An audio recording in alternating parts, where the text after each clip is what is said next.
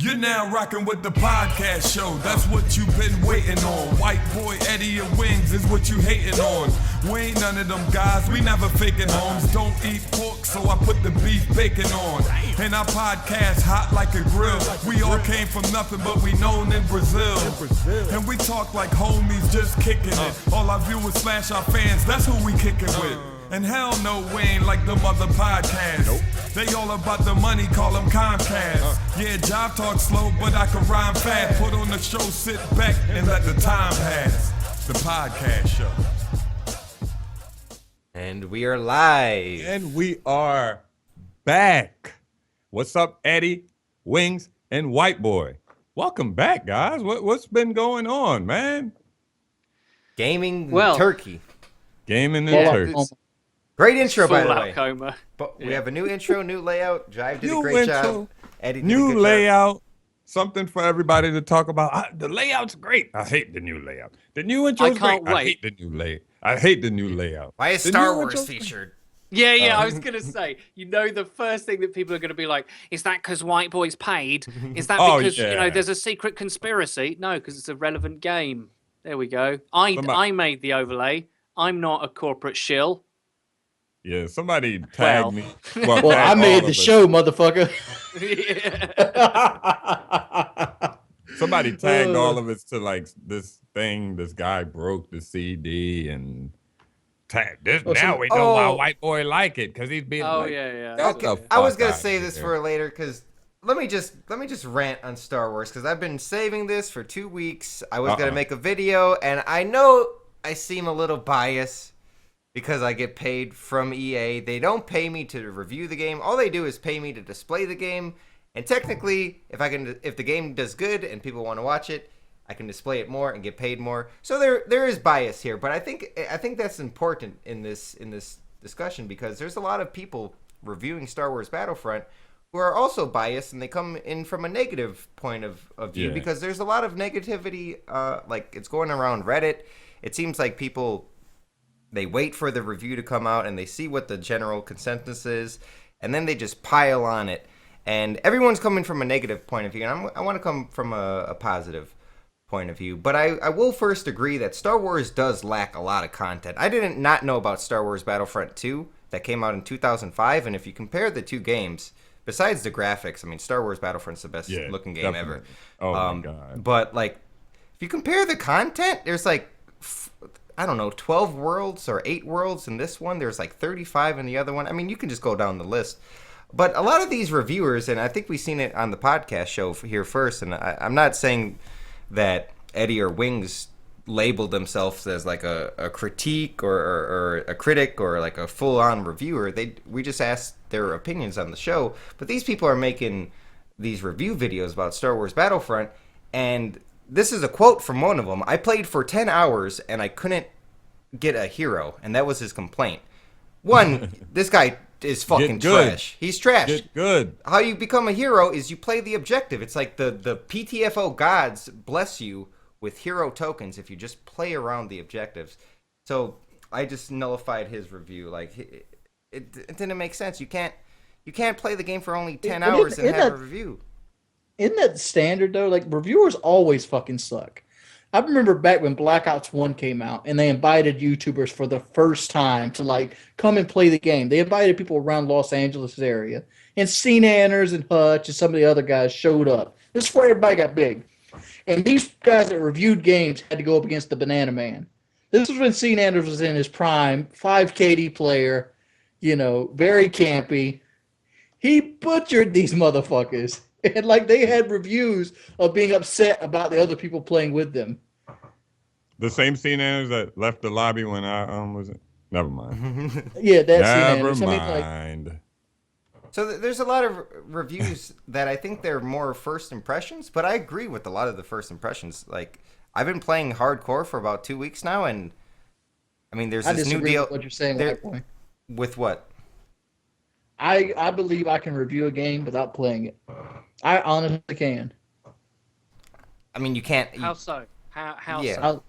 I called Destiny. I won't like Destiny. This is why I won't like Destiny. This is what Destiny's going to be. And when I actually got the game, 4 or 5 weeks after it came out, it was exactly what I thought it was going to be. I mean, I did a video with your footage. I asked you for gameplay footage. I think it's easier. I think it's what, easier to go on the edge. It's easier to go on the edge and say you're not gonna like something. I'm just saying, I even gave reasons. Like you said, you're not gonna like Black Ops 3. I did, right? You You're was right. like this. Oh shit! But I was on the fence about Black Ops 3. I was dead set on Destiny. I'm like, I'm gonna hate Destiny, and I went on thinking, I'm like, they're trying to party like it's 2004 up in this bitch. They're trying to charge money for MMOs and shit like that. And then this is why I won't like it, because it's based on an MMO. It's based on two things I don't like: Halo and MMO. I don't like Halo. I don't like MMOs. Why would I like the Halo MMO? True. Yeah, I mean that's well reasoned. I think, first of all right, never trust. You should always be skeptical about where the information is coming from, why someone is saying what they're saying.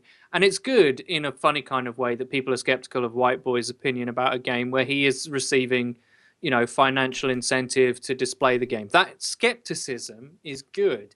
But when it comes to negative reviews of things, you have to apply the same skepticism. You have to say, well, I just want to say as a blanket statement, never trust website reviews, ever, right? Because a lot of them, as we've seen with Gamergate, as we've seen with a lot other things, they have internal biases and agendas. They're to a large extent, they're owned by larger media conglomerates or they're private companies, and they don't have actual oversight. They just don't have that. They have reasons for giving games good reviews and reasons for not. And if they like a game, if the person reviewing it actually likes it, it will get a higher score. Even personal reviews, to some extent, are susceptible. The best review you can give a game is to play it. And I know that sounds like, well, not everyone can play every game. Fair enough. But you can't always just accept an opinion that someone gives you at face value, because they are all, to a certain extent, managed in some way. I haven't played Battlefront properly yet on my PC. I've been really busy over the last week. I haven't got round to it because, number one, there's so many good games out. Fallout 4 is robbing me of my time. Black Ops 3 is a resurgent COD, in my opinion. I think it's a lot better than COD has been for a number of years. I don't think anyone would argue with that. So I've been playing a lot of the games that at the core of me I really like. Will I grow to like Star Wars? I'm in the privileged position of being signed up with Ronku, so I didn't have to pay for the game or the DLC. If I was just a consumer, then I might be a bit alarmed about the lack of content in the base game and how quick. DLC just came out, already. Battle of Jakku or whatever, or Jantu. That's like it's free for everybody. You it's a pre-order bonus. You go back to Wings' video, the one video I did on Battlefront, and I said, "There's not enough on this plate for me to eat." That's exactly that was the beta, though. Honestly, yeah, no, that's true. I told you what it was. I'm like, they're hiding something here. You only give me one map per game mode. You give me 2 game modes. You don't input any other maps. I got 3 guns. They're hiding. I said this in my video. They're hiding the fact there's nothing here. There's nothing. There's very little game after the paywall. Yeah, I think I said that in my video. Angry Joe had a good review, a really good review. I think it's a 40-minute review if you really want to watch it. I couldn't make it through, but he said if it wasn't Star Wars, if he didn't brand it as Star Wars, I don't think I would give a fuck about this game whatsoever. I love playing as the heroes. A lot of people's criticism was they only play the 2 big game types but never get to play any heroes. Well, there's 2 game types dedicated just to the heroes. I think that's kind of foolish. And another guy said there's no epic moments. If you guys want to check out my sponsored by EA Ronku epic moments montage, I uploaded it. But yeah, that's just false. There's so many cool things that can happen in this game. But I mean, I'm a DayZ fanboy. You guys know this. I talked about DayZ a lot. And this concept of nurturing something from a little egg, 0.52, early DayZ, and it grows up to be this beautiful game. Piece of shit. this patch sucks. And what are we on 5.8? 5'9"? Experimental Five- or 5'9" is next. Five's never going to come out. 5'8" sucks. on regular? You're talking about? Yeah. Anyway, we'll talk. We can talk about DayZ after, but I just wanted to say one. I want to talk about Ranku. I think I really respect Ranku because they allow you to shit on the game. They allow, because Russian Badger shitted on it's a guy named Russian Badger. He's like a Battlefield commentator. The Hardline. He was shitting on Hardline. He was like, yeah, I'm Ranku, blah, blah, blah, blah. They pay me, but they allow us to talk freely and blah, blah, blah. And he was shitting on it. They pay you to display the game, not review it. Yeah. They actually prefer that you don't review it. They actually say don't review it in the email. But like, I had you guys know those DC chairs? Those like chairs you see look like race car seats. Yeah. Like almost everybody has. GTX Racer. GTX Racer. But DX. They sent me DX Racer, right? DX Racer, yeah. They sent me GTX. their King model, which is like, I'm like, and I tried it out. I put the chair together, and I didn't like it. Like it hurt my things because it had seat bolsters in it. I'm like, this is not good for fat people. I can't give you a good review. They want the chair back, so I'm like, okay, I'll send you the chair back. That's the way it is with most companies, and like, I'm not a kind of person that's going to sugarcoat a review for you, and that's why I don't get sponsorship deals. I'll sugarcoat some shit for some money. It's safe to say fuck DX Racer then, right? You're not helping the case because all they're doing is taking. I forgot what company it is. All they're doing is taking. Nice about everything. All they're doing is taking their chair and putting it. It's a car chairs. I forgot the name of the company. It was a really well built chair. It just wasn't built for fat people. And they just put Porsche it. make chairs. And really? they just Porsche put it make car on. Chairs, yeah. No, it's a company that make chairs like race car chairs that look exactly like DX Racer chairs. And all they do is take those chairs and put them on, wheels. I don't understand. Yeah, no, Porsche does that. You can buy a Porsche racing driver seat that's from like their racing cars and stuff. Car seats are comfortable.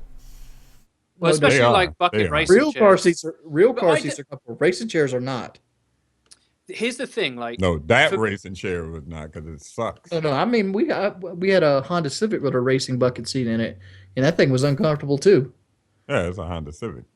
Well, it was. To be honest, they're probably not built for your build type. Like they're probably not. They're not built for me at all. They're like really thin, and they're designed to cradle you and stuff.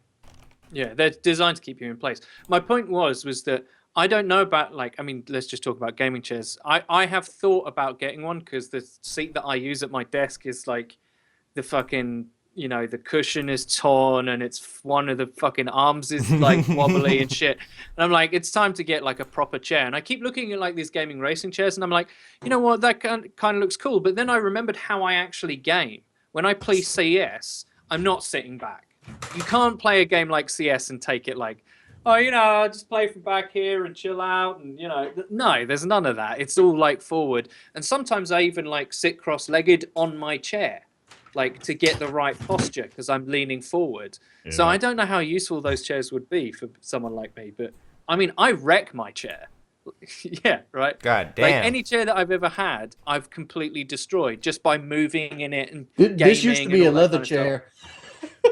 Gaming chairs take some damage. I've broke 4 over the years, and like there's a room in my basement of just dead fucking chairs. Wheels, and you know how it has that octopus my fucking at the bottom. Armrest's starting to go. I got a spare right here. No, he's prepared. Your armrest gets all wobbly. Yeah. And shit. No, I've had this chair for 9 years.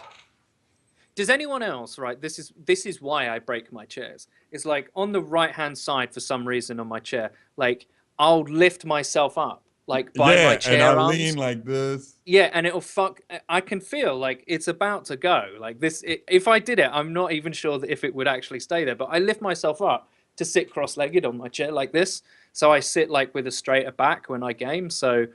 Like, I don't know. It's odd. Anyway, Battlefield. Yeah. If you're one of those people. You sit Indian style in your chair? Yeah, I sit Indian style in a chair. What? To have a straighter back. Well, I actually lift myself up and put my feet in the chair, knees up sometimes, and just be typing and shit. I won't do it here. Y'all motherfuckers, I'm too damn fucking fat. I couldn't imagine putting my legs in my chair. Yeah, I'd like sit I put my cross-legged. feet in my chair and be like, had knees up. When I take something seriously, I sit cross-legged on my chair. I sit like this. I sit with my elbows on the desk, and I sit at the very edge of the chair like this, and I look dead center of the screen. What great posture. Yeah.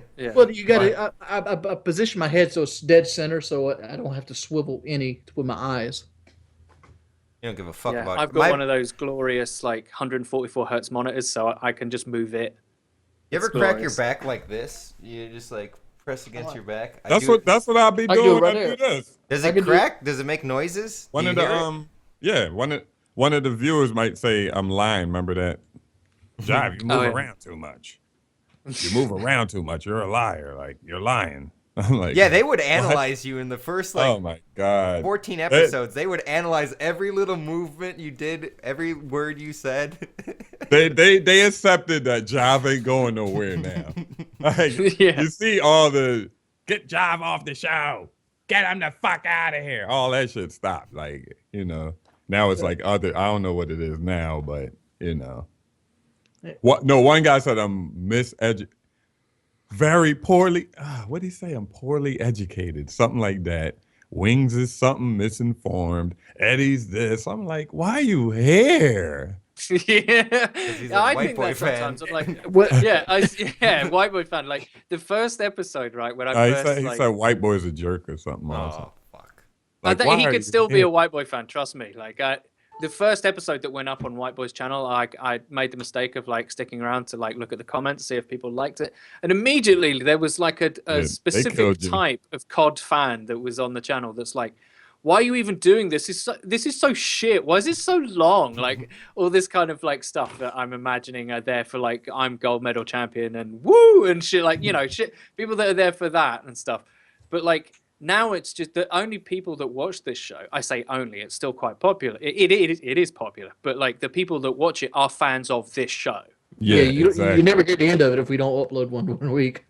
Yeah. Oh my god. If such a thing should ever happen, should we go into the story of what happened? Because for all future references, if the show doesn't go up, it's my fault. Let's put it that way. No, I did miss that 1 week was my fault, and it kind of also. And the time take personal blame. This week, you guys were there, and I was fucking not looking at the chat. Kelly came down with a note like the podcast show is like they're asking about it, and I'm like, no, free run. And I haven't played free run for like 2 weeks now, so I'm 2 weeks clean. Congratulations. Did you ever look at your rank?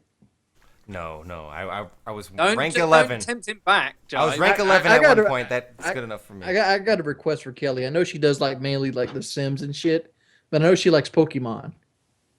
Am I right on this? I think she's I don't know if we discussed Pokemon. I know she had a Game Boy back in the day, and she played like that kind of Pokemon. I want to see Kelly do a Let's Play of a knock clock challenge on like either like Fire Red or Leaf Green. Okay, I'll pass. I think Pokemon would do good for a channel.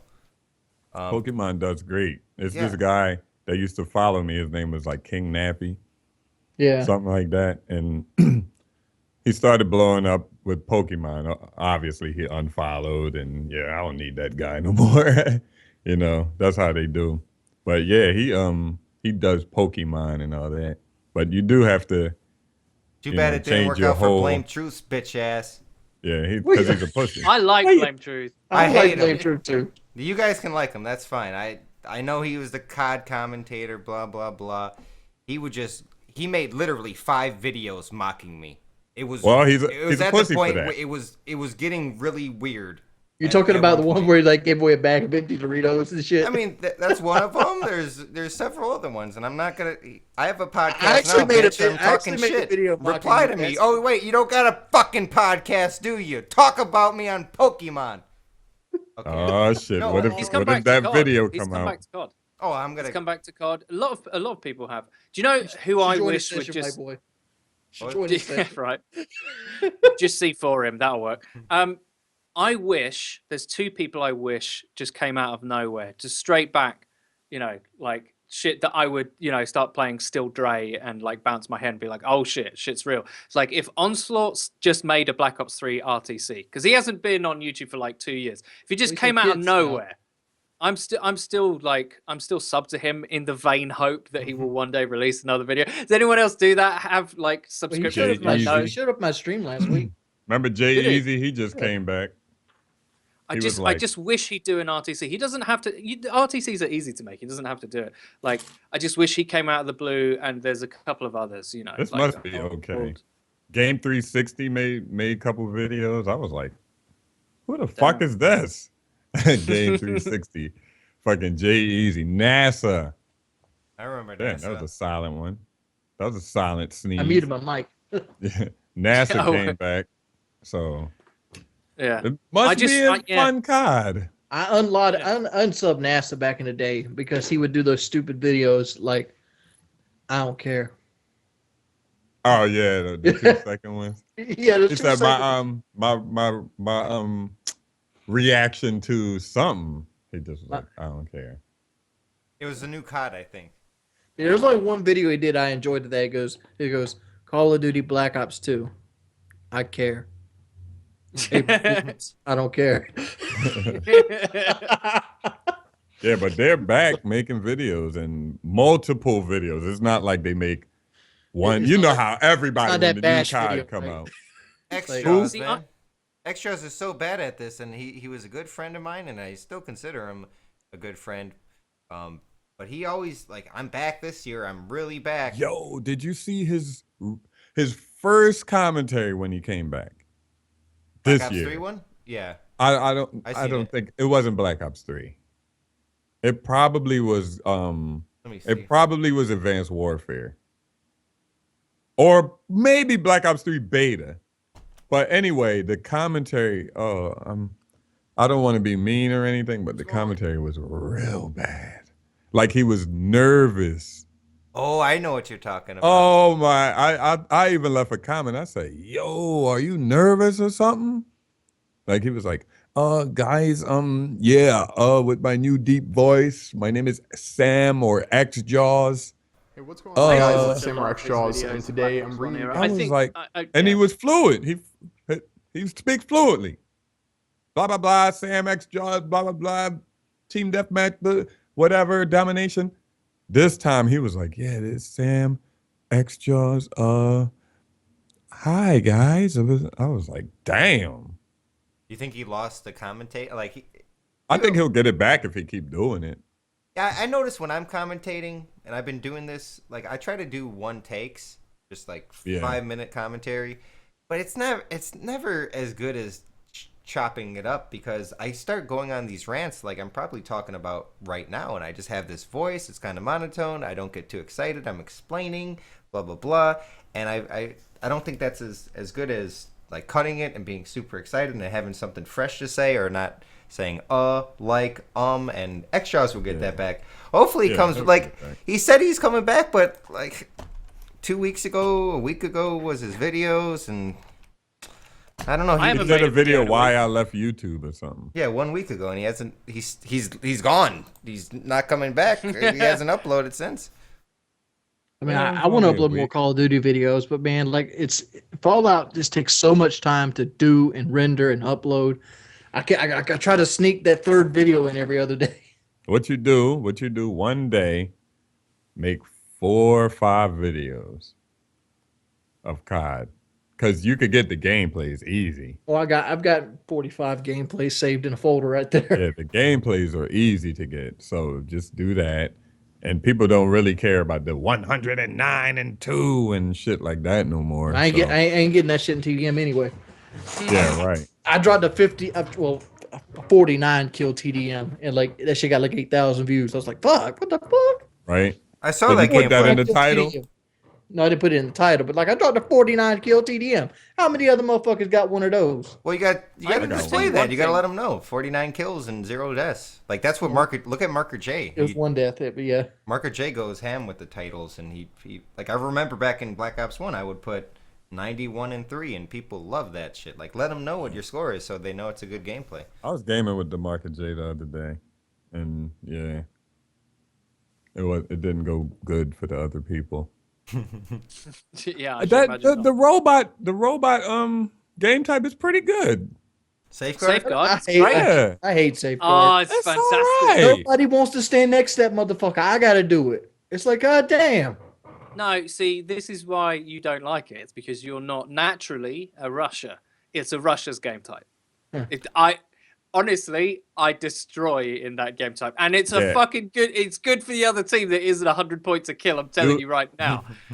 You don't know how many. A UAV is 10 kills. Do you know how many UAVs I put up in a Safeguard game? It's like 5. You'll do so good with us on your team, Wings, because you wouldn't have to fuck with the robot. Yeah, I'm you just wouldn't like, have to do it. my team don't touch the robot. I'm over here. I get the robot. I got like 2.5 goddamn minutes on the bitch. It's like, come on now.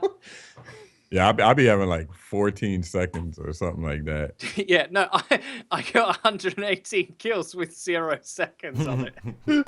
It's like Fearcrad style, like fuck the objective, I'm killing everybody, get out of my way.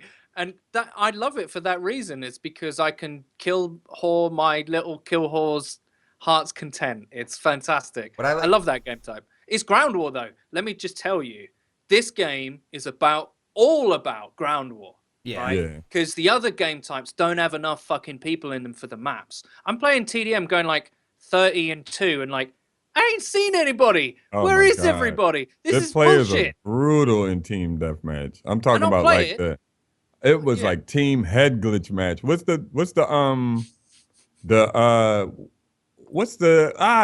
beta map with the water and Hunted. Oh my goodness. I just left one. I was streaming and then every head glitch had people.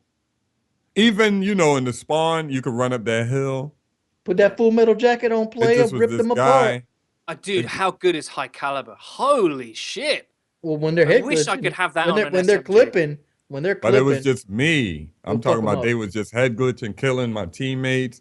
I just left. I probably was like 12-4 or something like that. I'm like, man, I'm out of here. You know what my stream enjoys? My dart gameplay. What, the dart?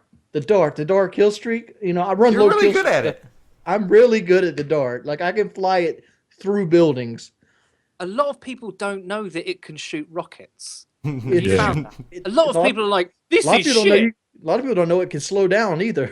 It's kind of it kind of flies like the jet on Battlefield. No, Battlefield jet way fucking harder. Nah. Well, if you know how to fly. Can it go helicopter? It flies like the helicopter, but the jet. The chopper. Yeah. I was gonna say the chopper, but it's a little faster. So I ain't played Battlefield in a minute. Hardline flopped, and I was disappointed. Wings, have you tried to fly under the water with that? No, I haven't actually. I would like to see if that would work. If you want to. I know the purifier doesn't work underwater. I love throwing tomahawks and C4s. What's the purifier? The flamethrower. I want to talk about Safeguard really quick. What I like about Safeguard a lot is it seems like there's an engagement point where like you have to win, you have to clear these people out, or you're not going to escort the robot. And then after you do clear them out, you have like about 10 seconds of almost free time to escort it. You might find a straggler, but they're not going to have a position on you. You can take them out easy. And then then the Safeguard robot goes into a room and you have to like clear the left and then clear the right as escorting the robot and then keep moving. It's really in the philosophy of Black Ops 3. I think they have like this guns up philosophy. And Safeguard is a wonderful game type that I did not expect. And it did a fantastic job. I want to, they say Star Wars lacks a lot of content. I'm going to make a video. I haven't really researched this, but I want to make a video Black Ops 3 versus Black Ops 2. I mean, it's obvious. 3 should have more stuff than Black Ops, or 3 should have more than 2. Oh, wait, there's only one gun game. It was ruined for the entirety of the last week with these gun game glitchers. And yes, I did accumulate 500 crypto keys, and I contributed, but it was a great experiment. I was playing gun game, and then there was an emergency. I ran away. I came back, 500 crypto keys. What am I going to do? Right now, I like. That's a very good point. Someone came to the door, you had to answer it. The conversation took 6 hours. You came back, 500 crypto keys. Yeah. Yeah. Right now, I like Black Ops 3 over Black Ops 2. Me too. Even sans toughness, I prefer it to Black Ops 2. And I tell you why. I tell you why. Black Ops 2, I could tell. I'm a designer. I'm visually stimulated. Right? I understand what things look like. Black Ops 2 was pushing the 360 beyond its limit, and the PS3. It was too hard of a game for that system to run, so it had stability issues. Everyone talks about the broken camera angles. Everyone talks about not a lot of people talk about the frame drop, but it is definitely there. And people complain that Black Ops 2 is very laggy. I say, actually, what's happening is the game isn't running fast enough for you to see what's actually happening. Because Black Ops 2 on console versus PC, night and day. Black Ops 2 on PC plays really fucking well, and it's a great game, right? It does. So Black Ops 2 is a great game. It's just at the time that it came out, the consoles weren't good enough to run it properly, so therefore it was frustrating for a lot of people. Black Ops 3 looks fucking incredible and plays incredible on the PS4. All right, on the PS4, that game runs beautifully and plays great, and I'm having a lot of fun with a COD for like the first time in like 3 years, right? I think that's evident. That's just the general sentiment around the internet. It's brought a lot of old commentators back, all that kind of stuff. Like, you compare it to Black Ops 2, does it have as much stuff? No, but I think it's coming. You know how good Black Ops 3 is? How good? How good is it? I'm gaining subscribers instead of losing them. For the first time in like six months, maybe a year. And I understand, like, I had a lot of subs, and you know, they probably died in real life or whatever. So their YouTube gets deleted, and I wasn't hitting any search results for a long time. There wasn't very much hype around my channel, or Call of Duty for that matter. And it's been finally seeing positive numbers. It's so because what sucked, I swear to God, I was 2.499 to like so close to 2.5 mil in subscribers, and then it just kept on. Then it just dropped and dropped and dropped and dropped until I lost 20,000 subs over like a year, which actually isn't bad. I think Only Use Me Blade lost a little bit more. The dead people. I've lost like 30,000. Hey, did this happen to any of you guys yet? I put the link in the but I lost 30,000 over the last 3 years. That's not that bad, to be honest. Oh, this glitch, right? Yeah, I got like, a gameplay with this. I actually, I wanted to talk about this. So I'm showing it. It's like a weird pigmentation of the screen. It's like you're in your score streak, right? Yes. Oh, wow. It happened to me once, right? The first time. And I know why. When I died, it went away.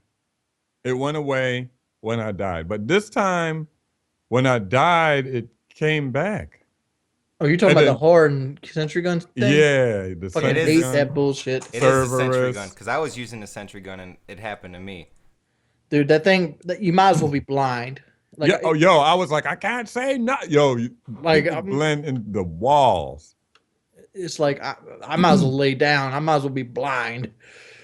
Oh man, and somebody hit me with a flash. I don't think I put that in this, but somebody hit me with a flash and it went back to normal. Yeah, me too. I'm like, oh shit. How do you do that, Jive? Like actually replace your green screen with like a background like that? You just key it out and put a photo behind him in OBS. Oh. Yeah. Are you serious, Wings? This is 2015. I have a green screen. It's just at Drew's house, and I don't know. I couldn't get that background beautiful. Yeah, it's nice. That's real nice. It's like just... I like the real simple layout as well. I'm a big fan of simple layouts now. Yeah, I told Jive his DayZ layout was a little too crazy. Oh, I love my DayZ layout. There's just like one too many like water containers on this screen. People, I don't know. I hate layouts. Like I hate when it's like the bar across the top and everything. Like to me, that takes away from it. Yeah, I like because it doesn't work good for YouTube videos either when you see all this stuff. Yeah, I reduced it now, so I've reduced my stream layout as well, pretty much for that reason. But it is nice. Like I loved having a follower notification, but like simple is sexy, man. I always say that. Yeah. Fucking the dude Dame Drops was on Rachel Ray's show. What the fuck? That's what's up. And Rachel Ray sounds like she smoked like 18 packs of cigarettes a day. I heard she can't really cook that good. I don't know. That's what I heard. I don't know. People be hating, but I'm not sure. Should we actually tell the story of why the show wasn't on? Because it's kind of funny. Yeah, well, let's do it. Okay. So as far as I know, I hadn't slept that day. Or that night, I hadn't slept. I was resetting my sleep schedule, which I always do a terrible job of because by the next week, it's completely out of sync again. So I was here on time. Unbeknownst to me, Geordie hadn't slept either, and he'd set an alarm. But he'd set an alarm for 3 o'clock, but 3 o'clock in the morning. So his alarm didn't go off. So I mean, like, if you think that's bullshit, I will show you my alarm clock. It's very confusing. There's a little dot that pops up for PM. No, I got it. I got that same alarm. It's annoying. I do that all the time. Yo, I would have been late for fucking work if it wasn't for I got both alarms that go off. My phone went off and that alarm didn't go off. I'm like, I'm looking at it, then I pushed the button, it was like PM. I said, fuck. Thanks. It's so annoying, and I'm terrified of that alarm. I literally am, because my brain signifies that alarm with mech glass. And like, I hated mech glass so much that my body goes into like fear when it hears that alarm. Like it literally scares me, and I'm like, I jump out of sleep. That's bitch shit, man. That ain't bitch shit. I'm a thug, man. I hated that. You're never scared. You're never scared then. I beat the shit out of my alarm. Well, Eddie was like, yo, I was up for 19 straight hours and shit. I'm like, oh. Yeah, I was like, we need to do the show now, because otherwise I'm dead. And it got to like 9 o'clock, and I'm like, right, bed, 9 o'clock my time. So I was like, bedtime. We'll do it Friday. And then I couldn't. Obviously, when I said that, like, I didn't remember that I had work on Friday night and I had to go out and film something. So I couldn't do that. And to be honest, I came Wednesday day at 3 expecting to do the show. Everybody was chat. I was like, oh, you're doing it Friday. Okay. I'm going back to bed then. Yeah, so it was a collection of errors on all our parts. And to be perfectly honest, it was fucking Thanksgiving week. Thanksgiving, because soon as that happened, I had to go chill with an aunt that I don't fucking know. How was that? I'll meet your aunt. It was awkward. Wait, you met your aunt for the first time? Yeah, these people you don't be knowing, man. She's like, I'm your aunt on so and so side with the, I don't know, like my third aunt and shit like that. And it's funny because she had the gap. I'm like, what the fuck? And then, like, if you look at her, she looked like us and shit. But I know, well, she, this is the excuse. I saw you when you were this big. And, she said that. So, but I didn't remember. But hey. I noticed all my 7th Street friends, well, not all of them, but like half of the brothers are missing one of their teeth, one of these 2 teeth. And their dad is too, and I don't know. You mentioned the gap. Front teeth? Not the 2 front teeth, but like the one next to it, or like the canine. I forgot which one. I think it's the canine. This one. I remember somebody was like in the comments, Jive, why don't you just put a tooth there? I'm like, are you 8? Like, how old are you? Like, how dumb would somebody look with a tooth exactly in the middle? Like, I'll tell you something that will change your life. Look at a photo of Tom Cruise, right after he had his teeth fixed. He hit one of his front 2 teeth is in the center of his mouth. Type it into Google. Tom Cruise tooth in center of mouth. It will fucking freak you the fuck out. Yuck. You'll never have noticed it. I never really looked at his mouth, to be honest. I just see him running all the damn time. He always running. Tom Cruise teeth. There we go.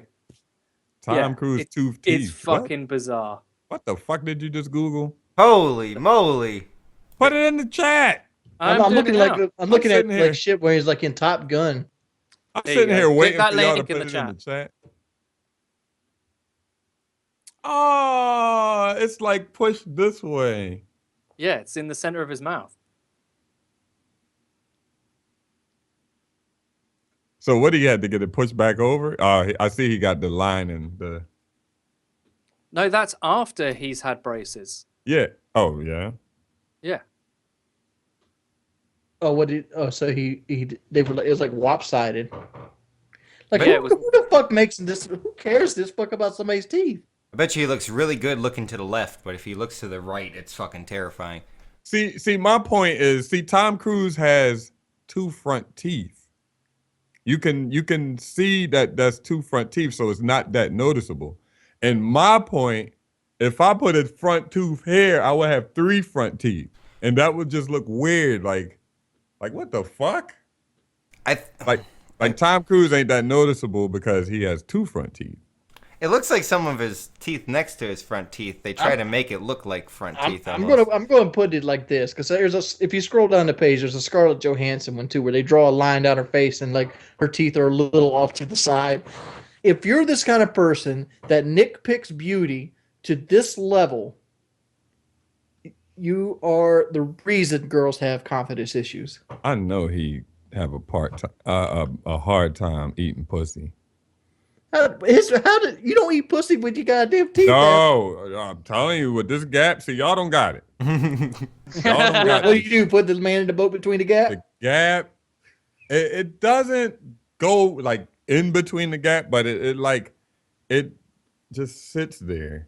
You know what I mean? It sits there, and I'm telling you one thing. I never want to say it because, like, where I'm from, Jive, we have a name for that gap. Okay, the black guy gap or something. No, what racist shit is it? It's not racist at all. The name. Generally, girls that have that gap suck good dick. Ah, see. I mean, like that's usually the calling sign. They call it the dick sucking gap. Okay, well, if it's on a girl, that's probably what it's called. I hope.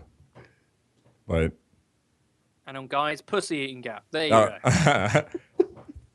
I was just gonna say, this girl was like, "Yeah, I miss you too," and your gap. I was like, "Damn, okay, all right." I honestly didn't notice it because, like, some people, it's not everybody has Hollywood grade teeth. Especially me. I'm from England. Like me, I don't have really good teeth because, like, one, I grind my teeth when I sleep. I grew up on very poor housing water. And, like, you know, it naturally stained my teeth. It's like, oh, my Lord. So, like, if you notice the way I talk, you never see my teeth because my brain subliminally tries to keep my lips over my teeth. Oh, I would do that all the time as a kid, and my friends would make fun of me. I had this huge... Why don't we all get the fake Nicki Minaj teeth? I mean, how often have you guys seen my teeth? Thinking about it. I can't see shit now because you're just frozen like this. Yeah, I have an image over Wings, so it'll be fine.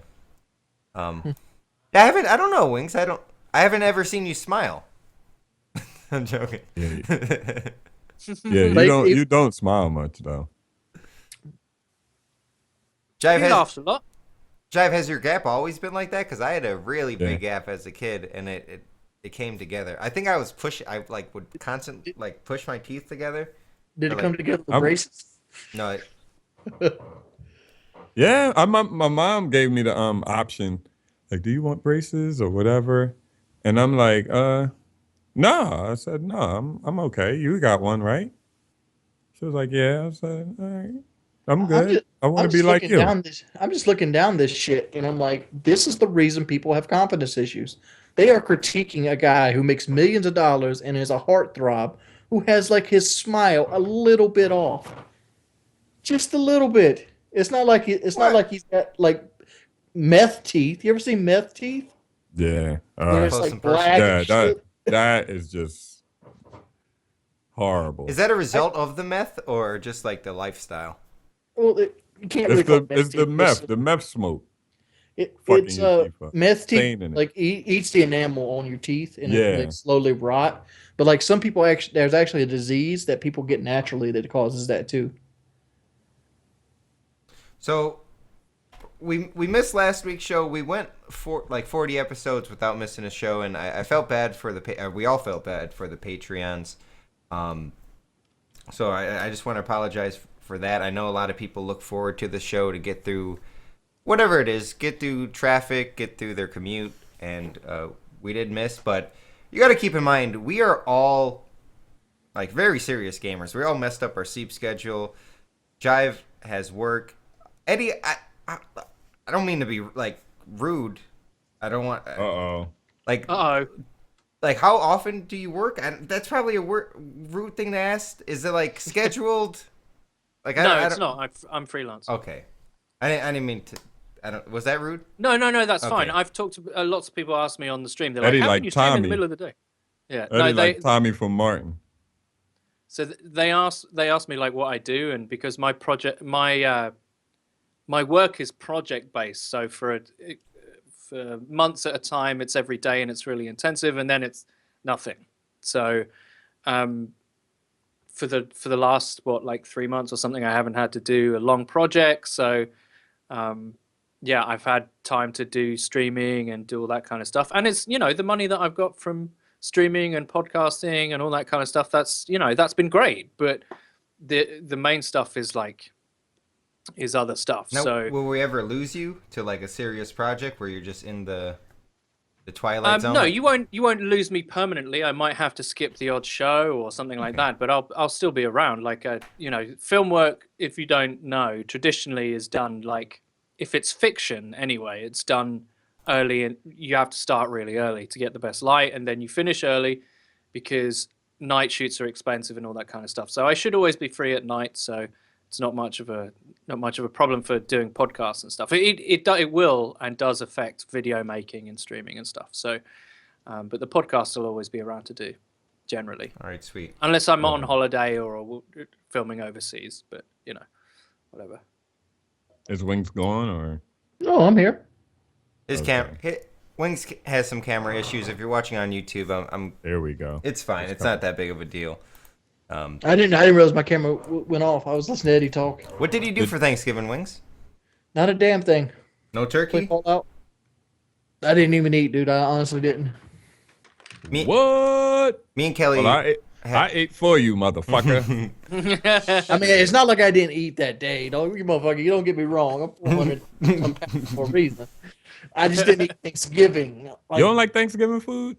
Well, the reason my sleep schedule was I'd wake up at 9:30 at night and I'd go to sleep at 12 noon, and the dinner wasn't cooked till 3 or 4.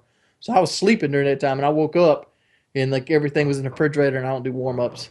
Oh, but Thanksgiving, you have to make an exception. You don't do warm-ups. I hate warm-ups. I hate what? I hate warming food up. No, Wings, I was with you for a long time. But you just pop it in the... I was so afraid of the microwave. You just put it in and put it for a minute or 2 minutes. Wings probably warm up his fucking potato salad. No, you don't warm potato salad up. Exactly, motherfucker. Yo, I ate for you though, Wings. I had turkey. I had oxtail. The fuck is that? What is oxtail? Try it out. It's a cut of beef. What? Yo, find a Caribbean restaurant, right? Find a Caribbean restaurant. Get some oxtail, rice, and cabbage. Y'all know what rice and cabbage is, right? Yeah, I know what rice and cabbage is, motherfucker. Right. From South Or Carolina. is it like a mixture that I don't know of, or is it just rice separate. and okay? It's separate. Down in South Carolina, we put vinegar on cabbage. Yeah, they steam the cabbage, make it soft, and oh my god. You steam the cabbage in a Cabbage pot, is and then you lovely. put vinegar, and you put the cabbage on the rice with the vinegar. Oh yeah. Cabbage can be fucking delicious. Cabbage is very good. Underrated. Did I tell you about my Collards cabbage? is fucking terrible, by the way. Collards and mustard. I don't know what that is. You never had collard greens? Oh, collard greens. Okay. And mustard? No, not collard greens is fine. Mustard is fucking terrible. But wait, both together? What? Are you talking about the white No, I'm talking celery? about the mustard leaf. Oh, Right. Okay. I never ate. I thought you were dipping I thought they were vegetables in seeds. I mustard. thought mustard was made from seeds. Did I tell you about my cabbage fell when I was younger? I made a sandwich. You never told me. Oh my god, I was so hungry. Came outside from playing ball. You know, when you're playing around, you hungry as shit when you come in the house. I said, I'm gonna make a motherfucking sandwich. I'm gonna make this sandwich great. You know, I'm younger though. I'm 9, something, 8, 9, something like that. So I make my sandwich. Well, I said, put some fucking lettuce on it. Why not? Why fucking not? So I went, put the cabbage on it, and then oh my god, the first bite, it was like, I'm like, hold up, no, what the fuck is this? Yo, it was cabbage. My mom was cracking up. I was like, Mom, I took it off, and then like later on, I was like, Mom, like the lettuce ain't good. Like the lettuce bad. It's soft. There's like, mustard. Dickhead. Yeah, She like dickhead is cabbage. It might be a southern thing, but like, man, that shit's fucking terrible. It's like kale. I hate kale too. Mustard leaf. That Yeah, does like look kale. familiar, and I think I ate that before. It's fucking terrible. Ugh. They boil it, like you boil it, and then you eat it, and it's like that stalk is like the only hard part of it. So you pick it up and it's like mushy, Spinach mushy. like spinach mushy. Yeah. That looks too familiar. I don't know. It looks like any leaf you would get. Oxtail though is fucking amazing. Oh my You can tell a good chef by how they use oxtail, because oxtail is a cheap cut of meat, right? It's cheaper. It is actually the tail of oxen. Yeah, cows, whatever. And it's quite fatty. So if a chef doesn't know what they're doing, it's disgusting. But if they really know what they're doing, it's really fucking nice. Really nice. The flats where all the flavors at. That's why you leave some in it. You definitely leave some.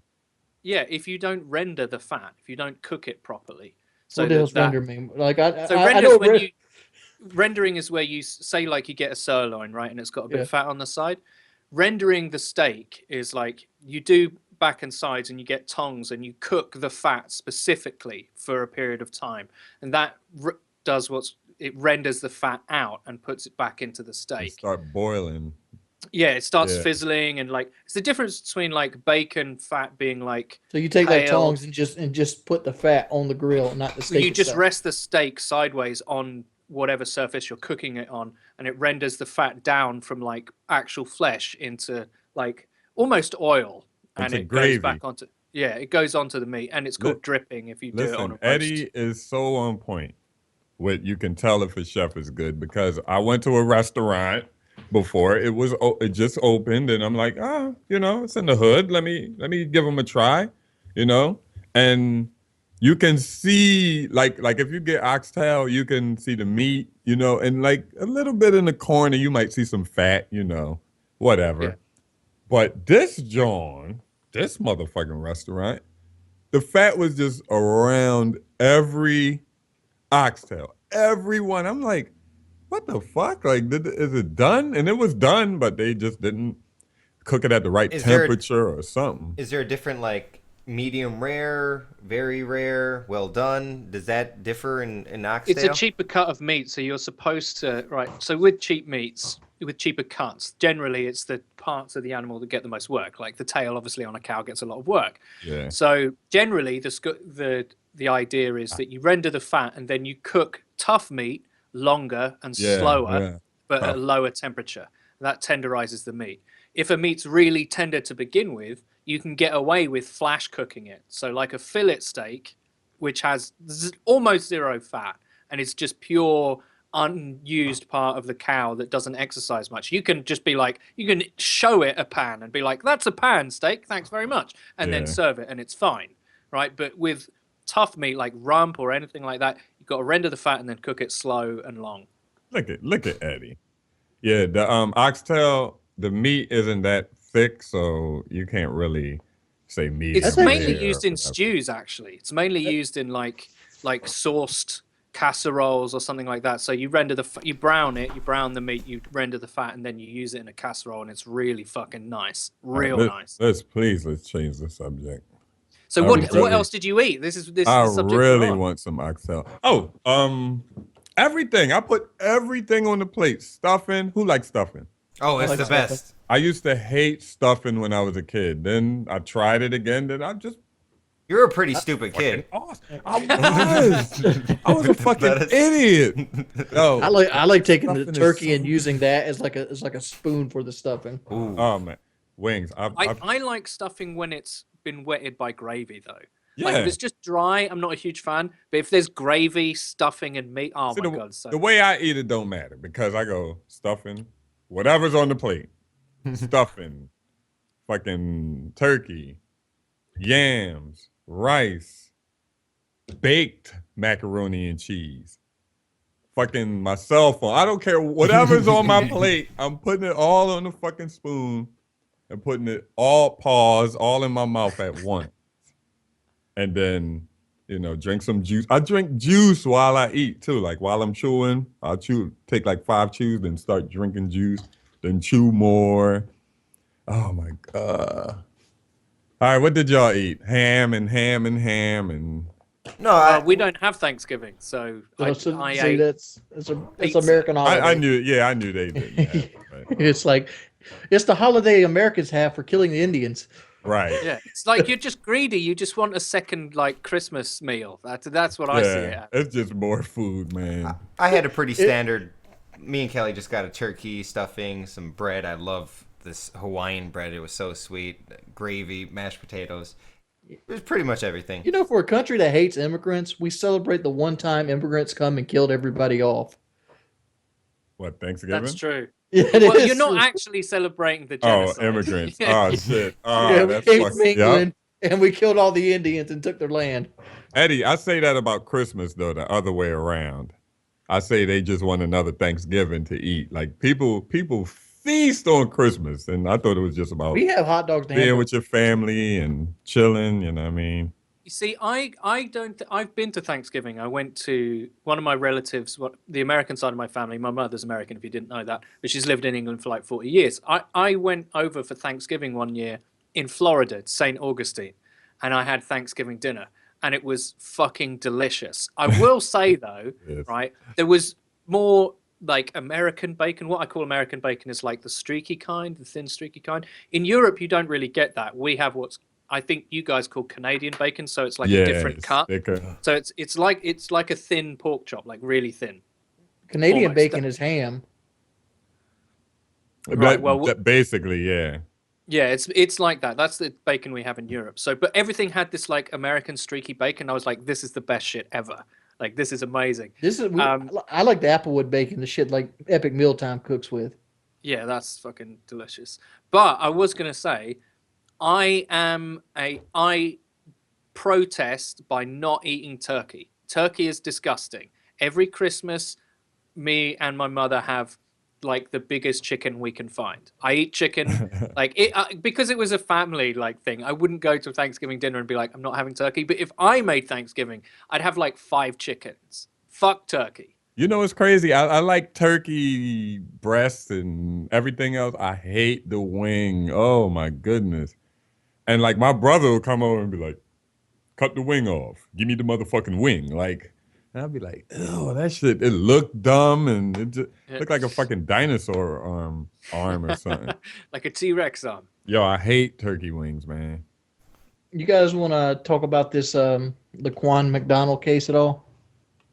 Which one? The cop that shot the dude with the knife? Yes. Oh, that was his name. We can, of course. That's what we're here for. We're asking because like the officer got his bond hearing today. He somehow came up with $150,000 to get out of jail. This happened in Chicago, right? Yeah, Chicago. Okay. Yeah. So what's the details of the story? I'm kind of familiar. The white cop shot a black kid. Is that you haven't seen the video? Yeah, well, it's terrible, right? So first off, the video wasn't out. So the cop said he lunged at him, he feared for his life. So he shot him 16 times, right? 16 times. And then the video comes out from a dash cam on a different cop car because the guy that kills him is in a car that's waiting for him in the street, and the dash cam of the car that arrives is the one that captures the murder. It is a murder. So this kid's like obviously like walking in the middle of the street. He has a knife out and he's sort of like spinning around a little bit and freaking out, but he's not near the cops. He's about 8 feet away, and he doesn't move. It's a folding knife. It's something like this. Yeah, he doesn't move towards them at any point. At any point does he go near them. Like he's walking parallel to them, and then the guy just shoots him. Shoots him and shoots him and shoots him and shoots him and shoots him and shoots him and shoots him and shoots him and shoots him and shoots him and shoots him and shoots him and shoots him and shoots him. If you want to watch it, but like he gets out of the Tahoe within 30 seconds onto the scene, decides to shoot the guy twice, and once he hits the ground, he shoots him another 14 times. You see the sparks on the ground, like you see the ricochets and shit. And like he's the only cop shooting. Like there's 8 other cops on the scene, and like he's the only guy shooting. And he's pleading the defense that he was in fear of his life. You watch that video, he's not in fear of his life. Or he's a pussy. Definitely not fair. Like, how can you be in fear for your life, dude? Like, if you're in fear for your life, you shouldn't be a cop if that's what scares you. Because like every time I see a video like this, I think back to that one video I seen of the UK police where this guy has like a female partner. And this guy comes out of the flat with a knife. It's like a steak knife or something. And he's like, put down the knife! Spray! You know, you seen that video? No. The UK, it was 2 UK officers, right? Yeah, one was female, and she was a little female. And like he takes his baton out and starts hitting him, and the guy gives up, and it's like, that was it. Right. Yeah. Did they use pepper spray in that one, Jordan? Yeah, they pepper sprayed him a couple times, and he resisted for about 10, 15 more seconds. He hit him with the baton on the wrist where the knife is holding, and he gave up. He drops the knife, and he's like, lays down. Yeah, that pepper spray is fucking evil, right? If you don't know what it is, pepper spray is... There's a chemical in chilies called capsicum, which is what makes... It's a chemical that tricks your brain into thinking it's hot. Chilies aren't actually hot. I know that might actually blow everybody's mind, right? That chilies aren't actually hot in terms of temperature. They don't make the temperature in your mouth raise. It's a chemical that tricks your brain into thinking you're being burned. It's a natural response. It's a plant response. That chemical is made into a concentrated spray, and that's what they spray in people's faces. That's what pepper spray is. That shit is fucking outrageous. Like, people give up real fucking quick. It make you cough, right? Think of the worst hot food reaction you've had, and then times it by 1,000. I sprayed it in my house. By Me too. One time. like just Eddie, like this amount, like that. I'm like, what? What's the big deal about this? My mom had on, white bottle, red top. I'm like, and then it went far. I'm like, oh shit. I'm like, oh shit. And then I'm sitting there. No, I ain't do nothing.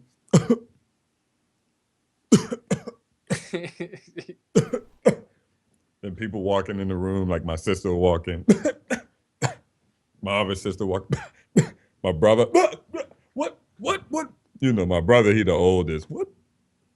What happened? What? Somebody sprayed the pepper spray? And I'm like, no. Sitting right there. It might be leaking or something. He's like, you sprayed the pepper spray. Like, I'm like, yeah, I sprayed it. Shit. It has some nice What happened range. when you did it, white boy? Yeah, it got I was in range. I was in my kitchen, and I had a big cabinet with 2 big glass windows. Yeah, the open out joints. It was actually a really nice cabinet. Basically, I just sprayed what are we talking about now? Pepper spray. Pepper spray. I sprayed it in the crib by mistake.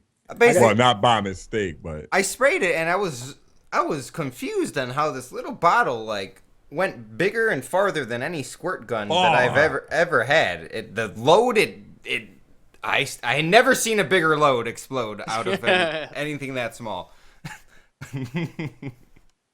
I don't know if this is me not knowing, but I don't know the difference between mace and pepper spray. But my mother used to carry a mace on her keychain, and we were at the baseball field, and one of the other kids picked her mace up and sprayed it into the wind, and that shit took my breath. I remember, it's like. I honestly think it's the same thing. I just want to have a knife on camera because everyone else has it. Different names, I guess. Where's your knife, Eddie? Well, I live in an unarmed country. Get locked up. Yeah. I can't understand why that isn't the default response in America. What the fuck? Like, do you remember that story about those? Was it 4 Swedish cops who were on the New York subway and someone started acting out and being aggressive to somebody? Like, someone started freaking out and had a knife, and they were on holiday or something, and they just like very calmly pacified it, restrained him, and handed him over to the American cops. Without brutalizing him. I'm sure the American cops beat him up after they hunted. Yeah, they're like, thanks very much, bang. Oh, you made it easy. You guys got to beat him up. This is what you got to do. Boom, right in his nose. And I know it sounds like we're always having a go at cops, but when you see videos like that, like one a month at least. Here's the problem with this story. Also today, the superintendent for the Chicago police got fired because he fought for a year not to release the video. Because this happened a year ago. Yeah, it was 2014. Like, how? 2 parts on this. One part is, why can't other jobs have unions as good as the police union? Because as much as it's annoying and they seem like the bad guy, they do a fucking stellar job at protecting their workers. I know. They do a wonderful job at protecting their workers because Mr. Van Dyke is the first officer in Chicago to ever be indicted for murder. Period. And Chicago had like the St. Valentine's Massacre and bootleggers and things like that, where cops were literally, Tommy gunning people in the streets. Damn. Was this video the worst one you've seen? No. The video I posted the other day where the guy didn't die, but like he got hit in the head with a billy club like 15 goddamn times. That was one of the worst I've seen. When he was running in the alleyway? Yeah. In the alleyway, yeah. Like that one was fucking brutal. That one was bad. I mean, like either that or Tremere Rice. Tremere Rice was fucking terrible too. It was a kid. Like this, yeah. The drive-by one, right? Kind of. Where they drive the cop car into the park and they jump out and shoot him. Yeah. It's like. Yeah, I didn't watch that one. I didn't want to watch it. It's literally like the kid doesn't even turn around. They shoot him in the back. They're bad. Like I remember my mom always telling me like, don't play with your BB gun outside. Don't like never point a BB gun at a cops. And like I should have listened to my mom. I would have got shot in my fucking eye with the BB gun.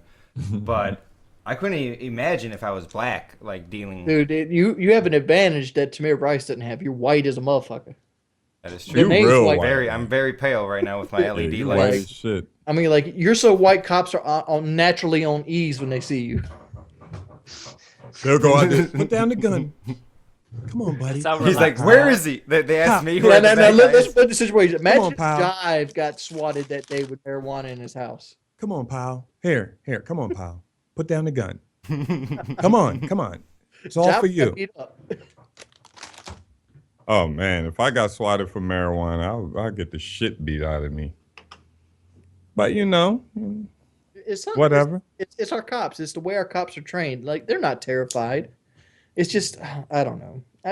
I'm not a good person on this situation because I live in an area of the country that's nothing but racist bigots. And I try to say every person from the South is a racist bigot. I'm obviously from the South, and I don't consider myself racist or a bigot, which is essentially the same thing. There's small differences. But, I seen an article the other day that 60% of the workforce would consider black people lazy in South Carolina. Aren't black people like more than 60% of the workforce, though? No, in South Carolina, I think black people make up 20% of our total population. But the way it works is black people tend to live in the same general area. They tend to congregate together, and a lot of that comes from cheap housing. A lot of that comes from opportunities, and there's situations where they're put in to be in that situation because they're always kept down. I don't think black people want to live on Dark and Terrace. I think they live there because it beats living in the woods. Because they have no opportunities and nobody gives them a chance to pull themselves up. No black person lives in the woods, by the way. I wouldn't. I think you're misconstruing what I'm saying. I'm saying they live in this cheaper housing. This is better than the woods. I know what you mean. I was making a camp. But I'm sure if their people had their way, they would live in the woods. It's that level of racism where I live at. Now That's bad. That's one place I'm not gonna. That's one person door I'm not gonna show up at. Wings. Why? No. I'm not. You can because your neighbor. I'm talking about your neighbor might be like, "Who the fuck is this nigger?" Who the fuck is that nigga? Well, one of my neighbors is a Latin dude, and the other one's dying, so you're pretty good. Damn. Sorry to hear that. I saw that video of you. You're saying like you wanted to help him out. Is that the guy you're talking about? Right, his son's over there, and his son's doing like roof work and stuff like that. And I'm like, I want like it pulled every part of my body. I'm like, I want to go over there, help this guy fix his house up. I'm doing nothing at all right now, but I'm over here sitting here playing Call of Duty, just being fat. And like I know I don't go over and help him because my back will start hurting. I'll be a liability. I might fall through the fucking roof. Do you think if you could help him with something simple like mowing the grass? Or If I like was that? Eddie or Jive size, I would have helped that man. That's how I am, period. I'm just I like helping people out. like I'm the kind of guy that sees like old people at buy low and be like, "You want me to help you take that to the car?" That's the kind of person I am. Exactly. I would do that in a heartbeat. I hate seeing people struggle. I like picking up things. I don't get into situations like that often, but like I like picking up like things of water for old people or like things at the bottom shelf or the top shelf. That's always nice. My thing is automotive. Like my grandfather, which pretty much raised me, was a diesel mechanic. So I learned a lot about automotive from him. So like I stop and help people on the side of the road. And not just females, every person of every race. Oh, just females for me. And hot ones at that. Yeah, I just look in their engine, don't know what the fuck I'm looking at. Oh, you might need a did you call the tow truck? All right, yeah, okay. Nah, I mean the last person I helped was this old hillbilly white dude. I mean the motherfucker had. You think you got a bad gap in your teeth? This motherfucker had a gap in every one of his teeth. Yo, So, yo, that is, and I don't think I got a bad gap. And his breath fucking stunk. I'm like, God damn. Why you get that close to him? I didn't. I was at talking distance. That's like, fucked up. You finished eating shit before I came up. Like, but he had a serpentine belt jump, and he couldn't get it on, so I helped him do that. Okay, look at you. You guys, if you guys are listening, help someone out. Don't be a douchebag. Pay it forward. That's what I always say. I'll tell you a story about what happened today. Can I tell you the story about what happened? Speaking of helping people, although I felt whether I helped this person or not was up for debate. So I had to go to the post office today, and I went to the post office, and as I was leaving, like KFC was calling me. It's at the end of the road with the fucking post office on, and I had a $5 in my wallet, a £5 note, and on the way there was this homeless guy like literally lying down on the floor against the window of like a betting shop, and he had like a extra strength beer with him, like those lagers or beers that you can tell like homeless people drink because they're really high in alcohol, like whatever. I don't know what 40? it's like. No, he's talking about like it was like really strong. There's 8%. Yeah, 8%, something like that. Yeah. And I could tell that he wasn't that fucked up, but he was pretty fucked up. So I was walking past, and he started, like, hey, da da da da da, from miles away, and I didn't think he was talking to me. And he said, yeah, you. When I looked at him, and I was like, all right, okay, fair enough. And I checked my pockets, and I had like a bit of change. So I was just like, there you go, whatever. I normally do that. I know people say you're not supposed to do that, but I've made films about homeless people, so I know about this kind of stuff.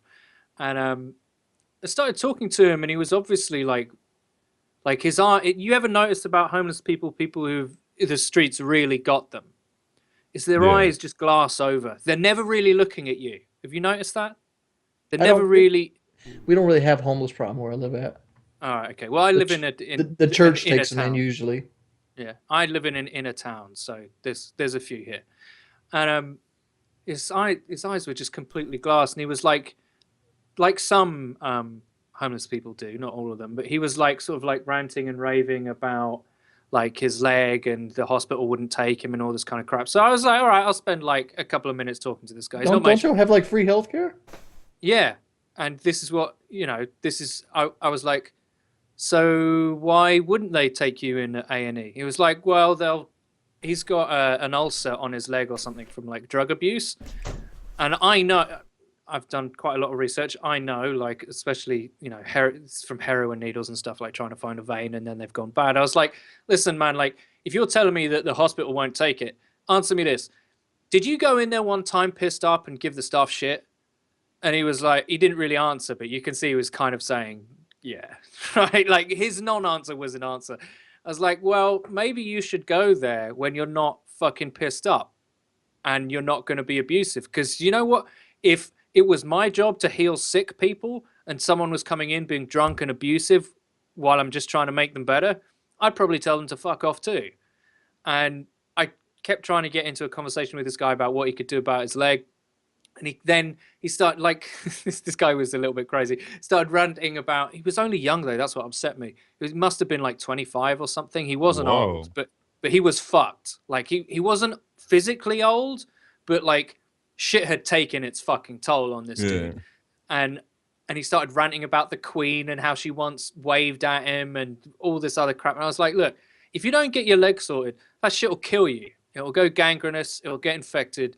And it will kill you, or you lose your leg. If you get blood poisoning, ain't nobody going to be fucking helping you, right? You're going to die. And that got his attention. I was like, seriously, like, it'll kill you. You need to fucking take care of it. And we carried on talking, and then he went into more semi-conspiracy theory shit. And I was like, I did this thing, which I'm sure a lot of people do. I gave him the change in my pocket, but had £5 in my wallet, obviously. Now, normally I don't carry cash because I don't have much use for it. I've got a card. We've got automatic card payments over here. You don't even have to fucking put it on anything. You just touch it to a surface and you've paid, right? So I don't carry cash. But I had £5 on me. So I said to him, look, that's all the change I've got, da-da-da-da-da, whatever, and started to walk away. And I walked around the corner, and for some reason, I just stopped in the middle of the street. And I was like, why did you lie? Why did I, to myself, I was convinced that I'd given him all the money that I had. £5 is not a lot to me. I was only going to go and buy a KFC, right? That's what I was going to do. I was probably going to spend more than £5 anyway. This £5 note was nothing to me, really. And say what you like about whether you should do this. Some conservatives argue that you shouldn't give food to homeless people, but I've studied this. I've made films about it. I know the other side of the story. And I was like, why did I lie to myself? Like, it's okay if I'm like, look, man, I can't give you all the money I've got, and you lie to somebody else to a certain extent. But when you lie to yourself, that's bad. So I caught myself and I was like, do you know what? Like, if this guy's got, like, his legs completely fucked and he's drinking a beer at, like, 11 o'clock in the morning, like, me giving him £5 is not going to be this, it's not going to change his life, and it's not going to make his life any worse. Like, it's just not. There's no way you can look at it. So what if he buys beer? This guy is fucked. This guy is so fucked. Like, his existence is wretched in the true sense of the word. So I went back and I gave him the money and I was like, get your fucking leg sorted.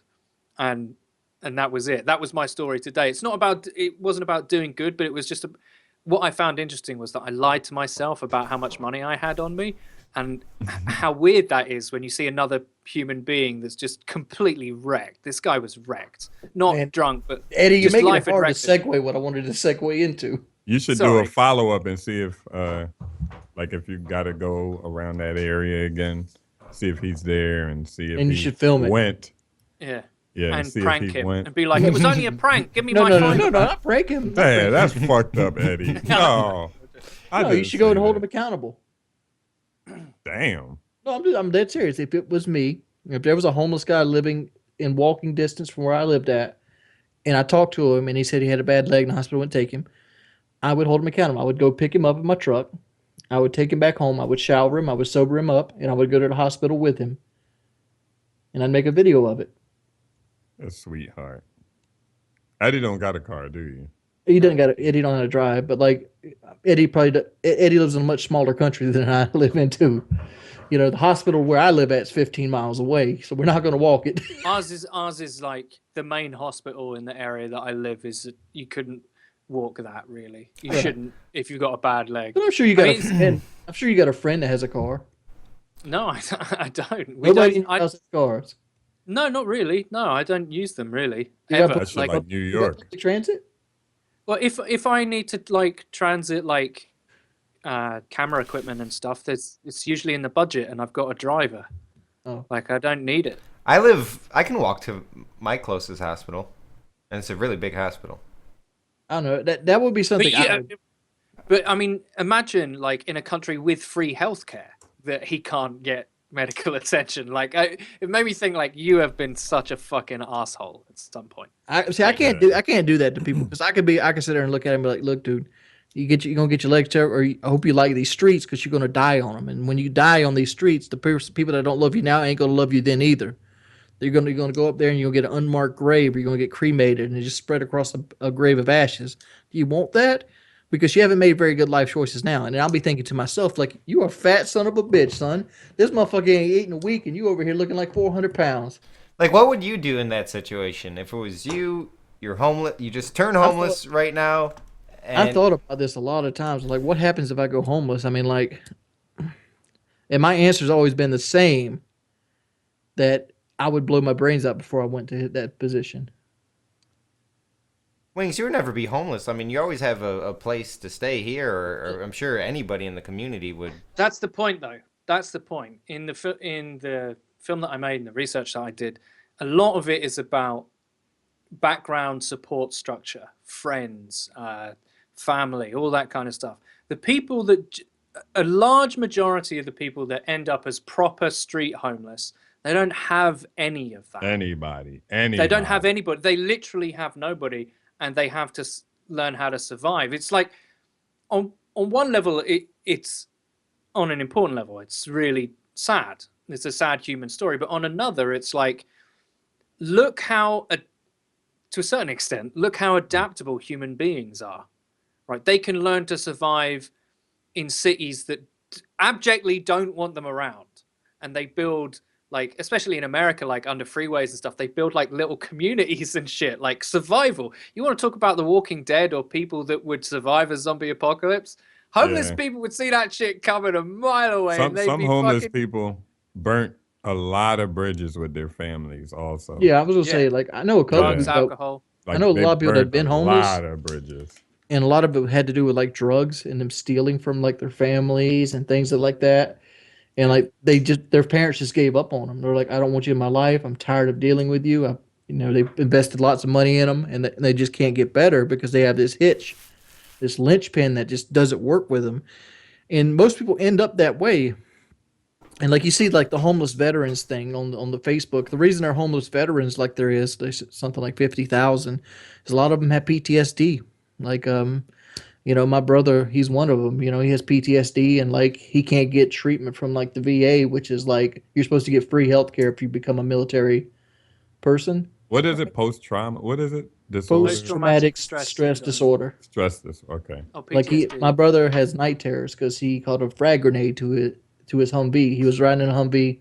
A little kid came, 8 years old, threw a frag grenade underneath the Humvee, blew up, and shrapnel came through the floorboard. Because the Humvee's armored, but it's not armored on the undercarriage. Because they have like these the Humvee he was riding in had like these things that would send waves out, and they would kind of like scan for mines on the road. Yeah. So it's supposed to see the mines coming, but it like won't a sonar, effectively. Yeah. So, but it wasn't prepared for like somebody actually throwing an active grenade under it. Did he get any like brain trauma or brain damage, concussion, or anything like that? He got shrapnel in his leg, but it gave him really bad night terrors. He like dreams about it all the time. There's Joe Rogan has this guy like a neurological. There's too many letters. Neurologist. Yeah, he had a brain doctor on, and they were talking about PTSD, and they offer. You should look into it, Wings, for your brother. They offer like free service to veterans that. And they're very successful. They're doing this new technique. I'm going to look up the episode. Here's the thing, though. He's been to the free services and the free counseling. And the fact is counseling is good and great for getting your problems out there. But it's not something that helps you combat it. So, like my brother turned to opiates. And then once the opiates wore off, he turned to heroin. And like he's in the process of burning bridges and going down the route of being a homeless veteran. The doctor's Dr. Mark Gordon. If anyone but that's how that happens, and and a lot of it comes because we have so many wars and we have so many people that are veterans suffer from PTSD, and we don't invest any money in them. We have $771 billion we spit out each year in the military, but for some reason we can't take care of the people that come back. It's really weird. I don't know why it's like that. There's been a lot of controversy with the VA. Well, so also with the Syrian refugees lately, because people are like, we can't take these Syrian refugees in because we have these homeless veterans. It's like, don't be xenophobic, dude. Don't be a xenophobic, fear-mongering asshole. Why can't we just do both? Why can't we take care of the veterans and bring the Syrians in here? Because I've touched on this a couple of times before on the podcast show, and I'm gonna tell a story. I'm pulling a Woody here, but I live next to the ocean, and if you don't live next to the ocean and you don't get to see the ocean, the thing's fucking amazing. It's one of the biggest, coolest things you'll ever see in your life. It puts you in awe. It will literally get you awestruck. And I sit there and think sometimes when I'm standing next to the ocean that I've never had anything in my life that would make me take whatever life savings I had, take my family with whatever I could carry on my back, and try to cross this thing on a raft to get away from something. And then go to a country that people hate you because you think it might create a better life. I've never had to do that. And to say and to spit at people that make that choice makes you an American in my views. Because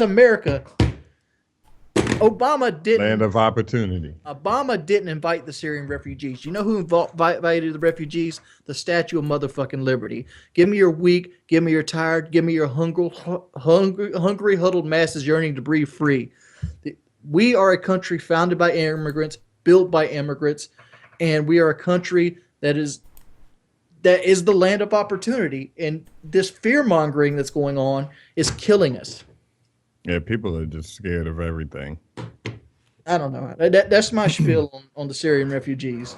What do y'all think about the shooting? The guy that the Planned Parenthood. That's a good. Was he a protester? Was he a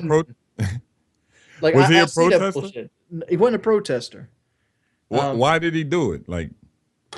He did it because of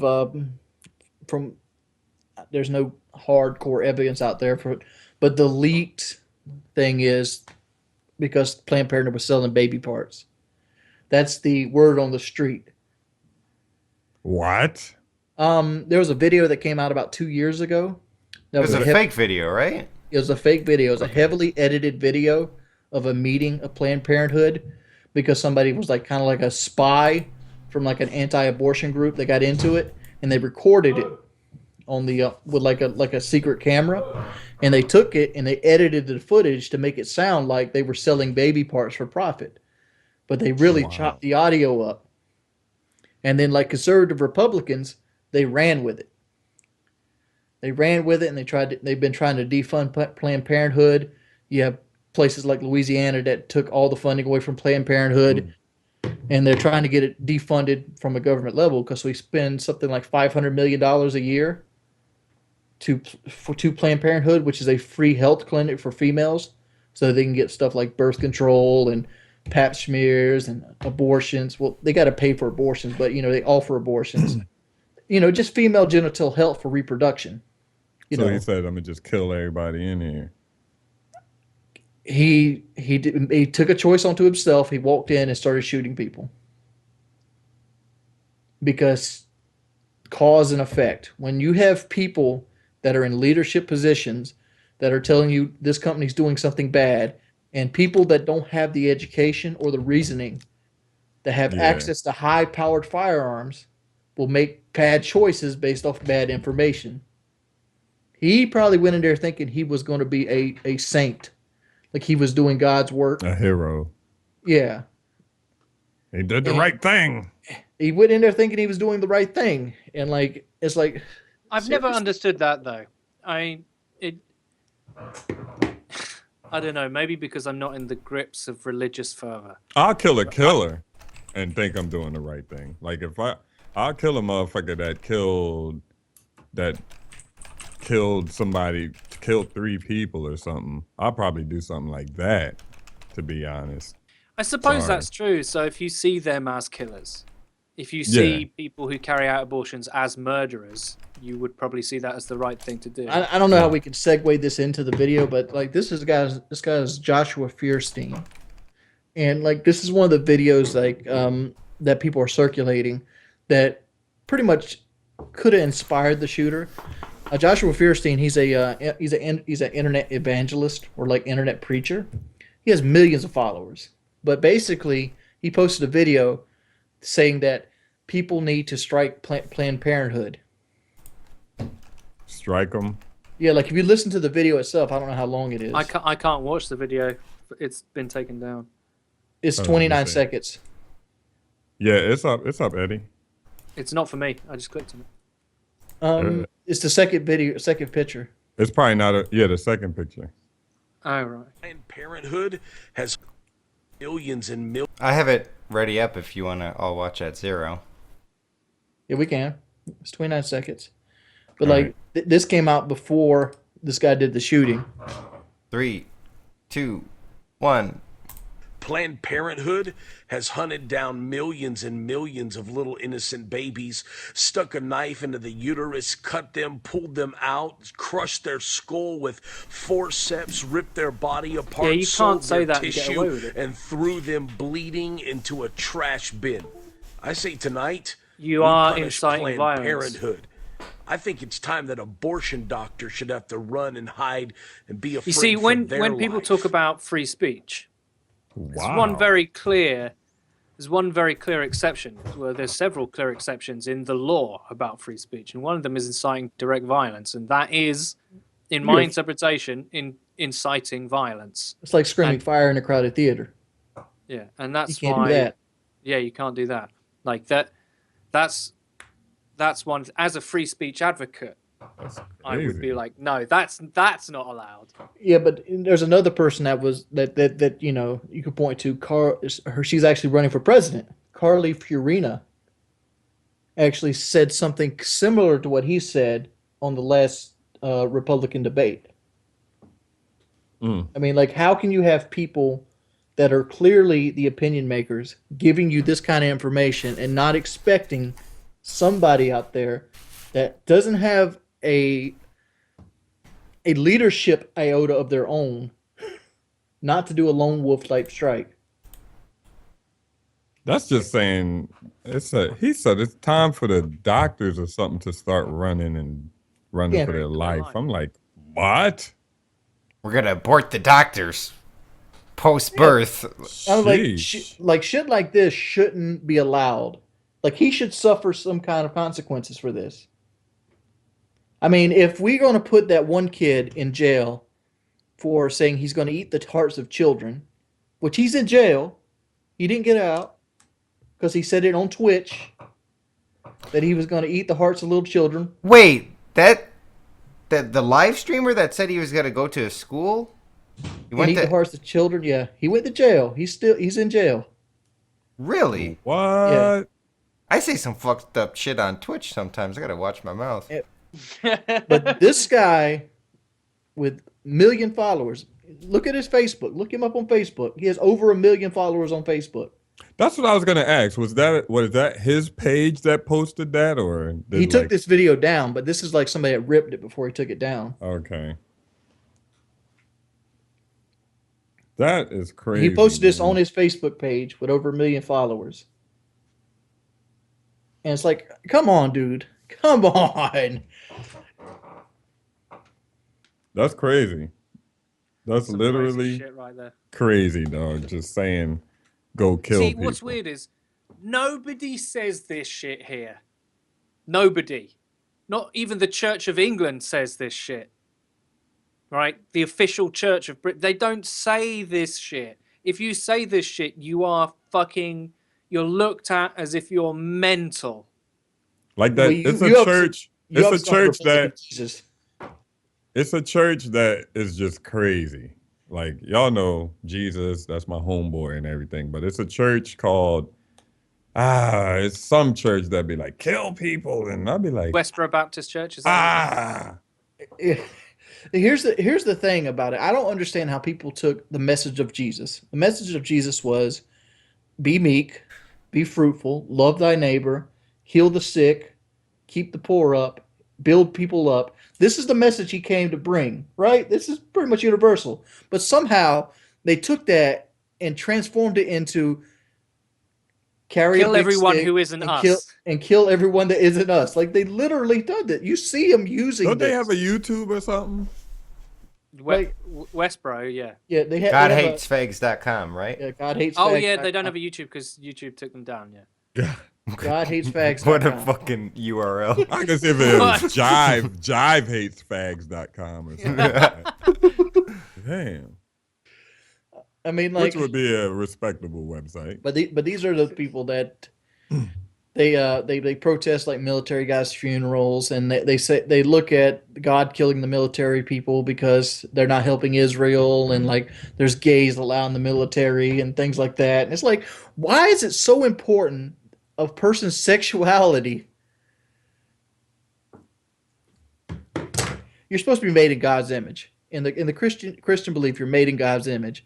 And if a certain number of people happen to like other people of the same species, wouldn't that be the same? Wouldn't that be in God's image to begin with? Yes, but you can't. Yeah, I mean, I know the argument that you're using. I've heard it many times. I find it amusing that people never really answer that question. But I mean, it's the one argument where people say, you hear this all the time, if you want to talk directly about sexuality, because the church has never really had a good handle on this. And it's because of the early Christian writing, that some of the Bible in the New Testament, at least, is like, it's obvious that the guy writing it fucking hates women and hates sex and thinks it's disgusting, right? That much is obvious. Right. But they're always like anti-fucking, and I'm like, dude, humans love, but it feels really good. Like, humans love fucking. You're never going to stop them. Abstinence is the best cure for AIDS. Is it?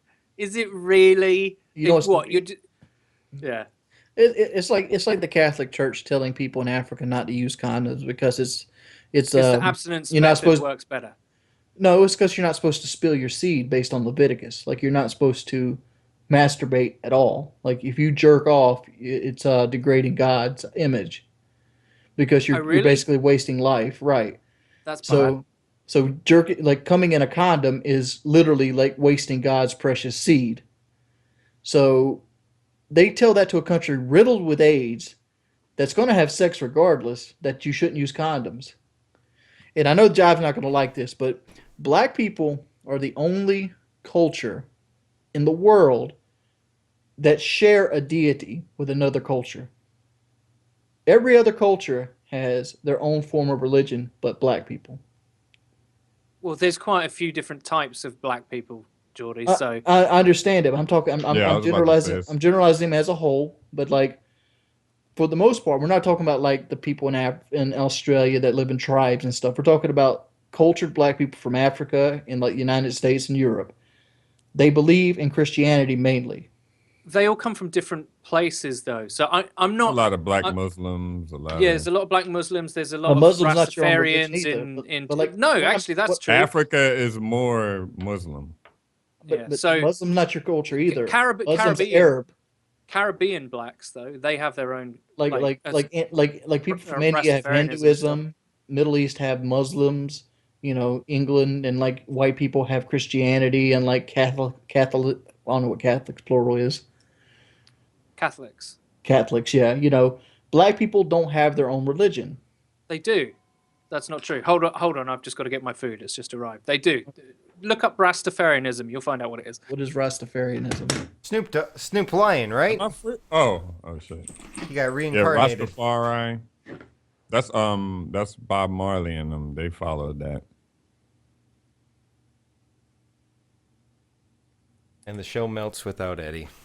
Okay, let me talk about Star Wars really quick. Okay. Oh, God. I never got to finish my point. Star Wars is awesome. So, White Boy?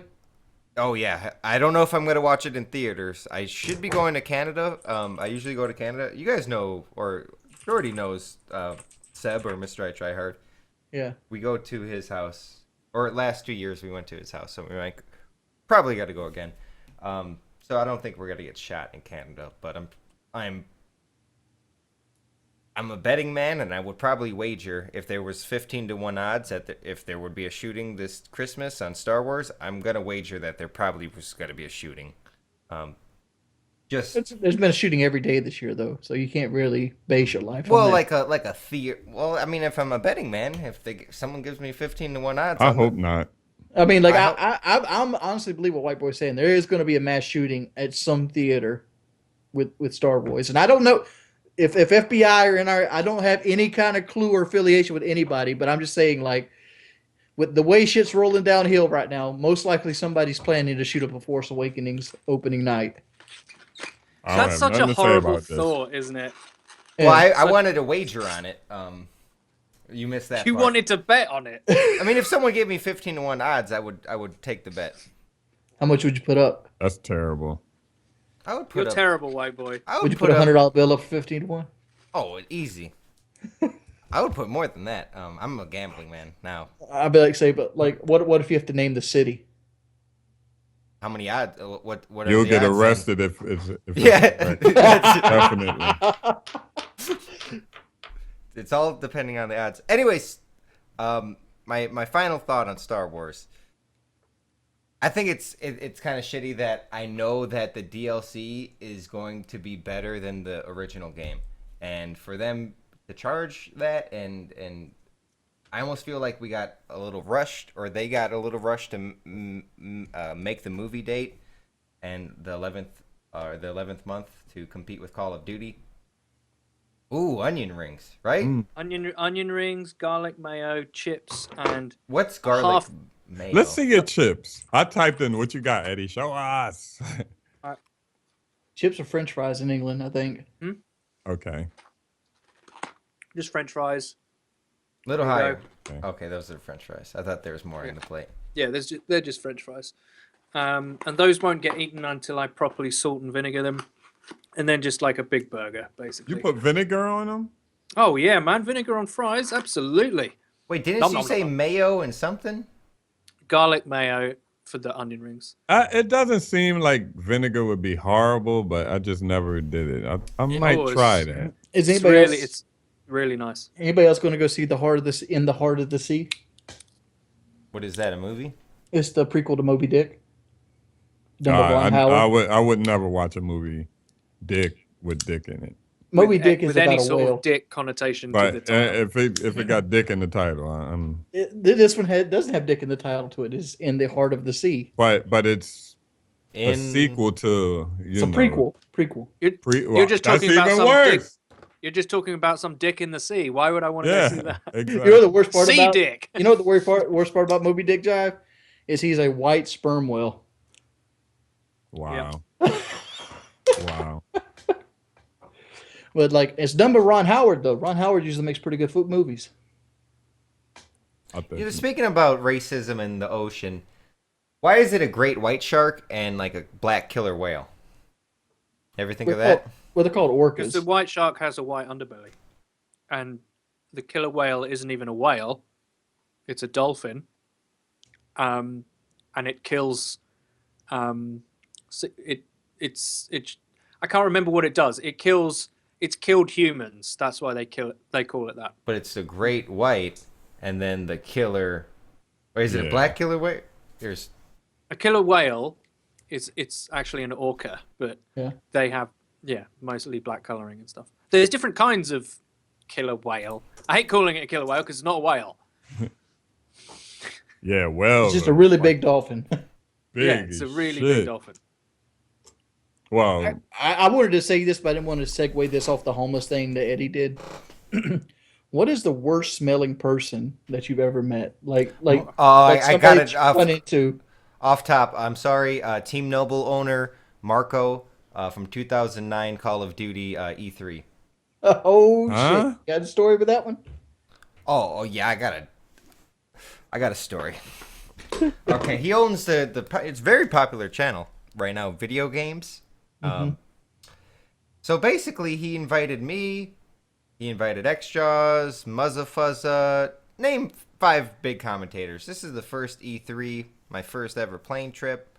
my first time leaving Wisconsin, really. And we're, E3 is this big event. I remember watching it on G4. I was really hyped. He said he got a hotel, he has airfare, he had the E3 passes. Did he touch you? Oh, he touched me, man, and I didn't like it. But it was in the nose. It was in the nostrils. No, it wasn't. It was all over. I'll tell you about that. Anyways, so I'm really hyped. I'm excited. I go to LA, and the first day I see him. I see him like in the terminal, and I don't know if I give him a handshake or a hug, but I notice it then.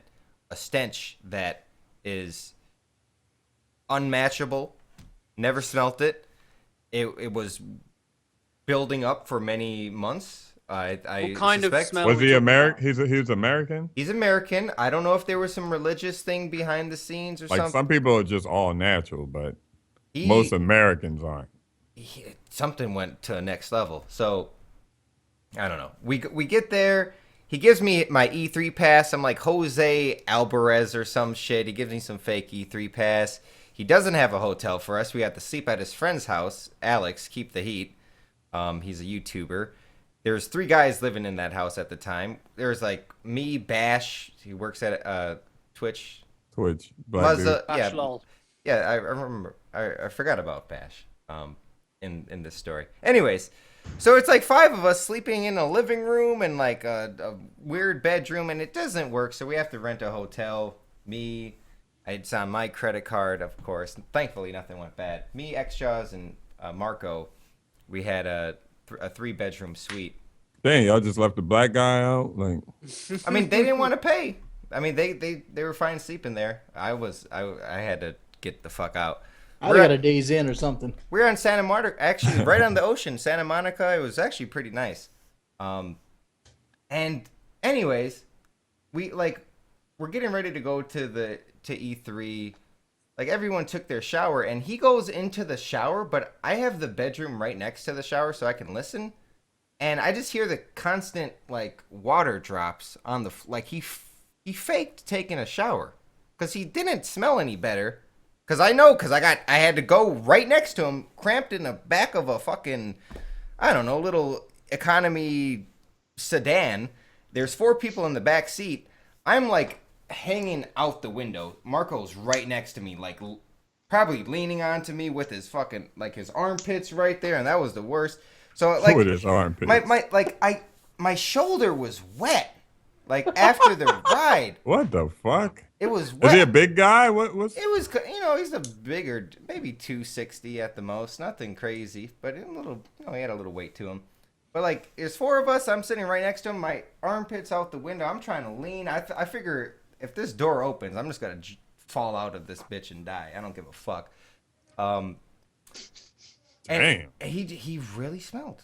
That was my story. I don't know. It was a fun trip. It was my first trip, but it was a bogus trip. And I was talking about X-Jaws earlier.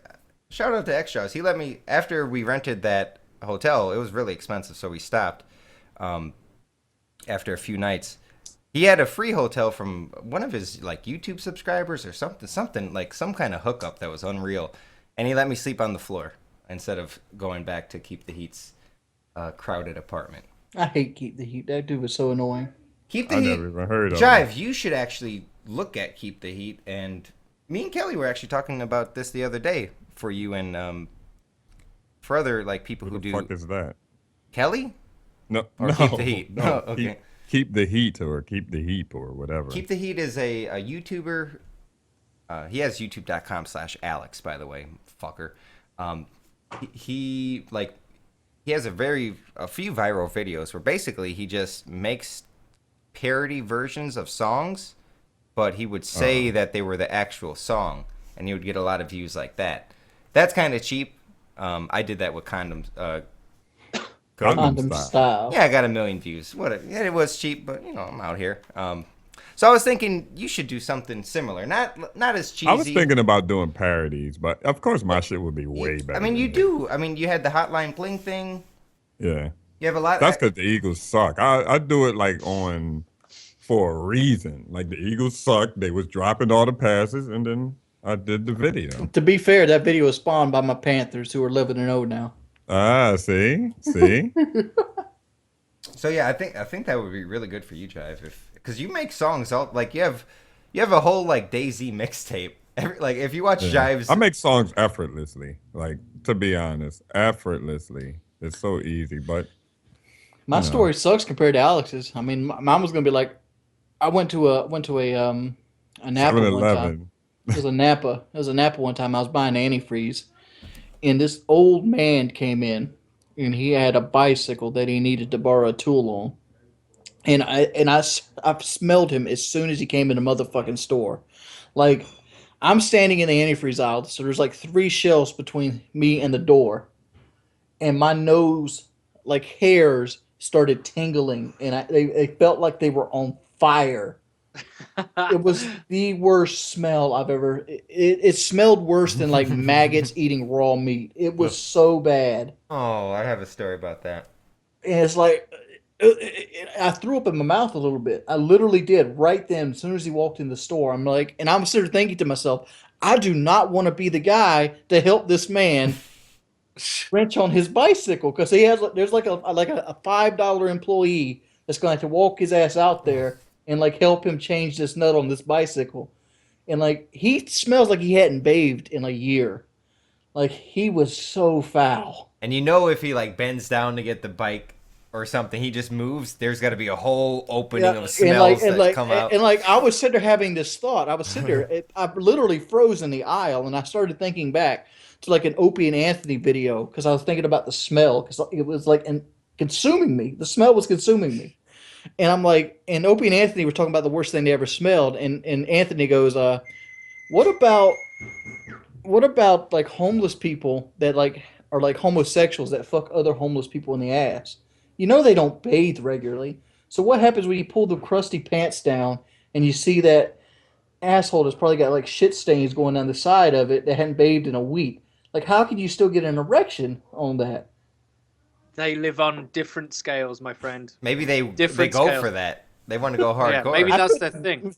I was like, oh my god, like Even a crackhead, even like a homeless woman pussy. Like I know that shit stinks. Oh, I'm eating here, yo. Just imagine that shit goes something like this.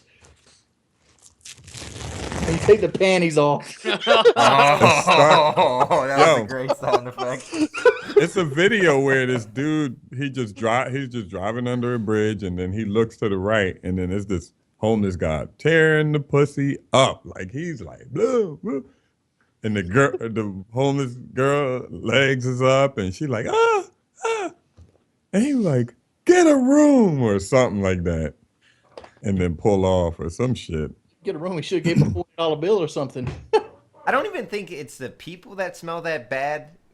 It's their shirts. When their shirts turn like from white to this yellow, and then it's crusty, and then because I know it's everything. Some of my the shirts... sweat come out, dry up, sweat come out, dry up, sweat come out. That makes fun. The worst smelling person I've ever smelled was in the local shop near me. It's like a little mini mart, and I'm in the queue right to go to the tills, which is right next to the opening automatic doors, big opening automatic doors, like 8 feet wide.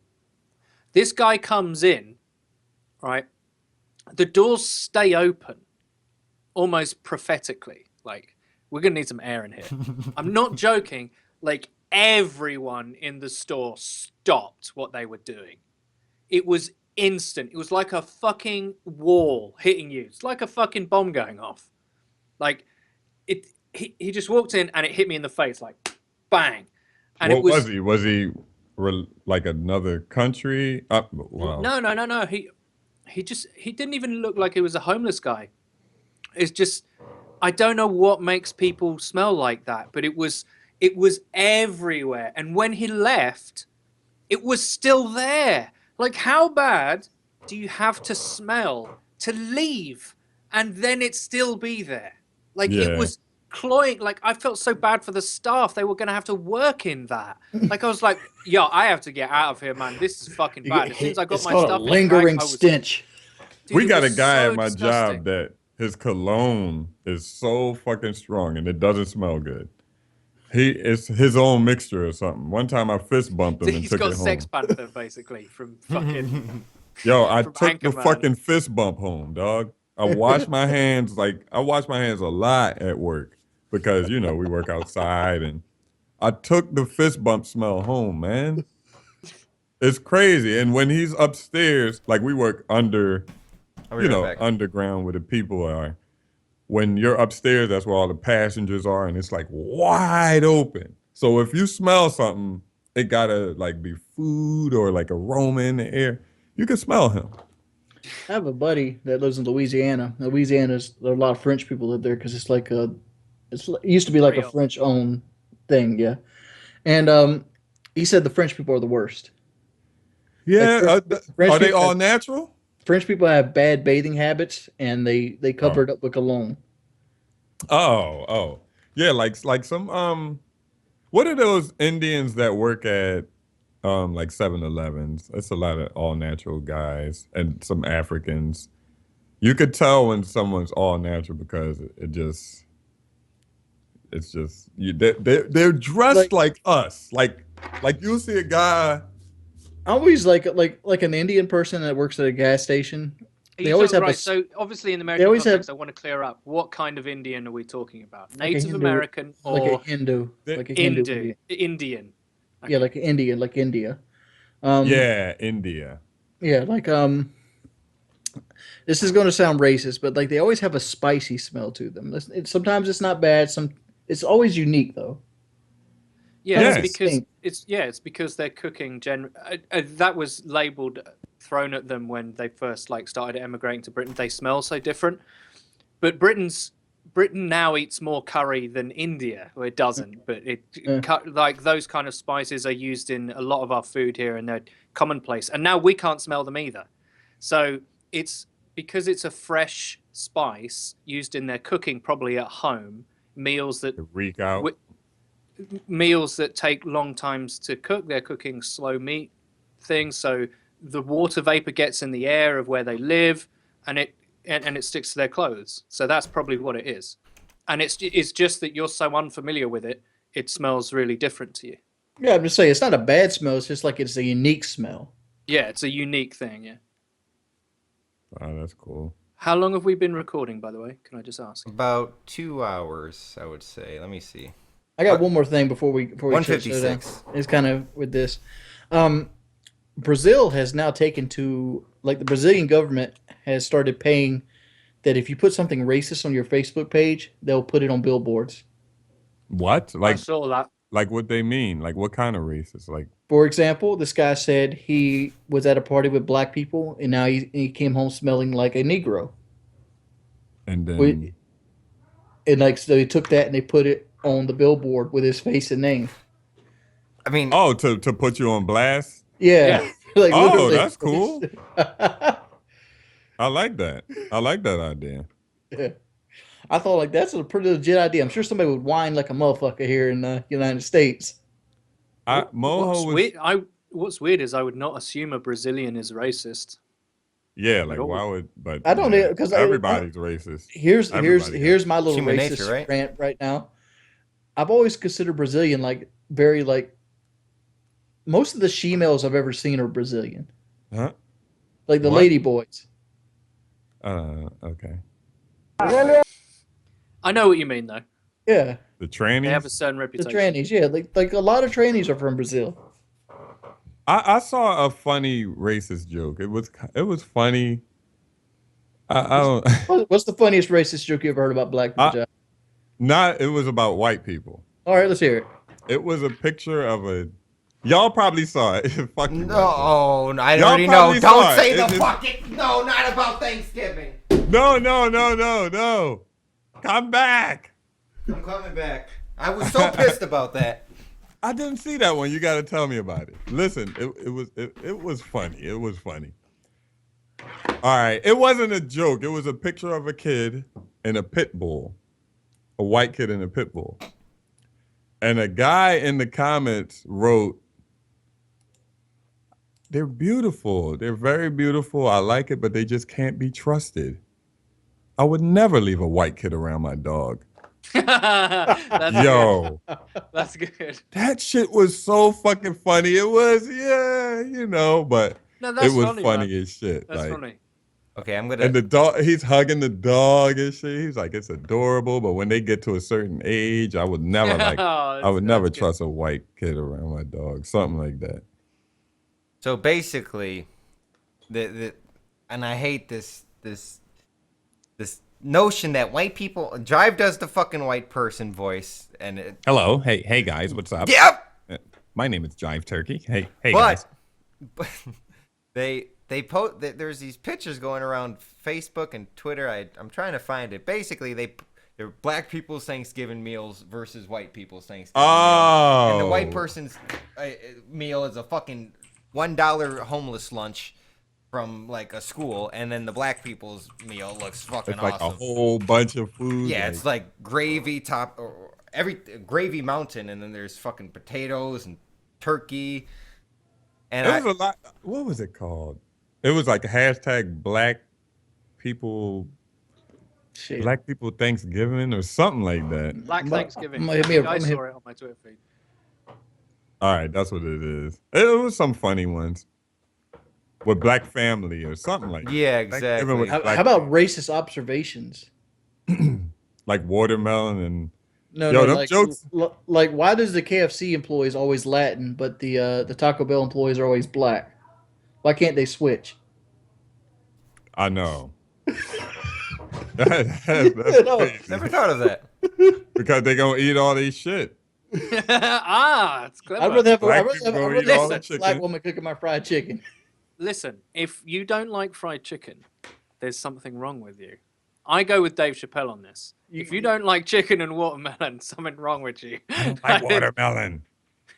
Dude, when you get the seedless ones, though, they're fucking amazing. They're called sugar babies. They're not watermelons. Whatever. It just don't taste good, though. Are you mad, though? I know they're good for you and all that. Have you seen the tool they have now that can like cut it and slices for you? Oh, no. That shit's awesome. Dude, watermelon's so lovely. I don't fuck with them. What's your favorite fruit? Apple. Really? Either an English variety called Royal Gala, which has got like red, greenish flesh, and it's the sweetest shit ever. I'll change tomatoes, mine. Well, all right then. That's a vegetable. What, to eat raw as a fruit? No, I don't think so. I know you could. I put salt and pepper on it. Salt, but, you know. Dude, tomatoes and salt, great. Is that? I think a fruit is sweet though. A tomato is sweet. Have you ever eaten the seed? I was gonna say, have you ever had like one of those pears that's like pears are either too hard or too soft? Have you had a pear that's like just right? And it's so juicy. It's crazy. I always eat pears from working out. Like when I worked out, I always bring a pear with me because if I got a workout headache, I would always eat the pear. Usually fixed it. I haven't had a pear in a good while. My neighbor had a pear tree, and I would eat them all the time. Do you think there's someone so homophobic that they wouldn't eat a banana in public? Yes. Jive. Probably Jive. I see that. Jive breaks it in half. Yeah, I don't never just put the whole banana. You're not like, ah. Yeah.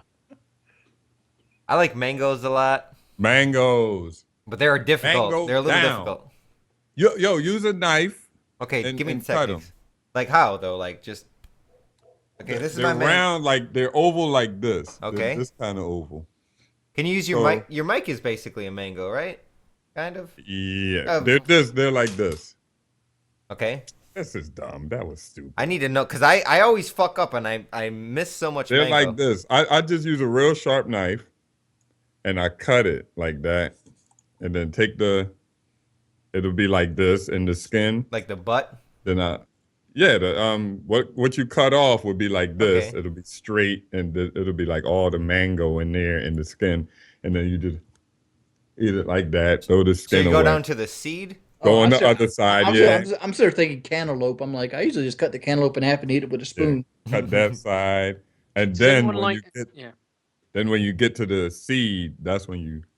Because mine, I try to cut it like almost a pizza or like a watermelon, and there's these like little slices that don't add up. And yeah, my ex-girlfriend did that before, and she just ruined my mango, and I didn't want to eat it.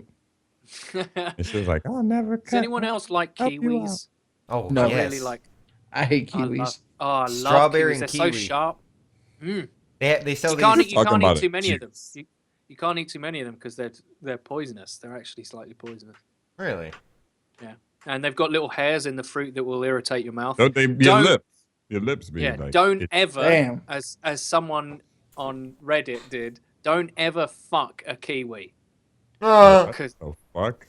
Who the fuck? if fucks it irritates kiwis? if it irritates your mouth and makes your lips like bulge and does it to your tongue, what do you think that would do to your penis? Why would you want to do that? I don't know. A guy most- fucked this well, I don't know if this show. The most extreme thing I'll fuck is like my hand. No, I'll get Extreme fucking this week. A kiwi. It's a good series for YouTube. Yeah. All right, let's do some Patreons, guys. Yeah. Some guy fucked his car though. They got so. Did y'all hear about that? Who the fuck fucks their car? Yeah, What do you nice put to in meet the like you. it was tailpipe? on a show. It was on I a seen show. He fucked like he had like a red old Camaro or something like that. And he was like hanging out at the bumper, like Yeah, he with his hit boo. Yeah, He's like, how the fuck you fuck a car? Is it tailpipe or something? It's he like, hit that. No, I can have sex with like a phone or like this knife case. I mean, like you could dry hump like the back seat or something. yeah, that's what I think that's what he does. No, I thought it was like the gas. He got one of those gas. So you can't holes. put your penis into the gas. He got a gas hole where it's behind the license plate. Oh no! He could put a condom on and hit. How do you go to West Coast Customs and ask for that? You'd have to put like a silicone. Like what you'd have to do is like open the trunk and put like one of those pocket pussies inside the trunk with a silicone. Yeah, mouth. I was gonna say, didn't he just install the fucking what are they called? Fleshlights. Yeah. He probably did. You never know what he did. What a great... Imagine if you put that in like your gas tank thing. So you put a fleshlight on that, so you could still put the gas tank thing in and pour petrol in, but you could, every once in a while, just fuck your car if you got... give it a little extra gas. You put some. Yeah.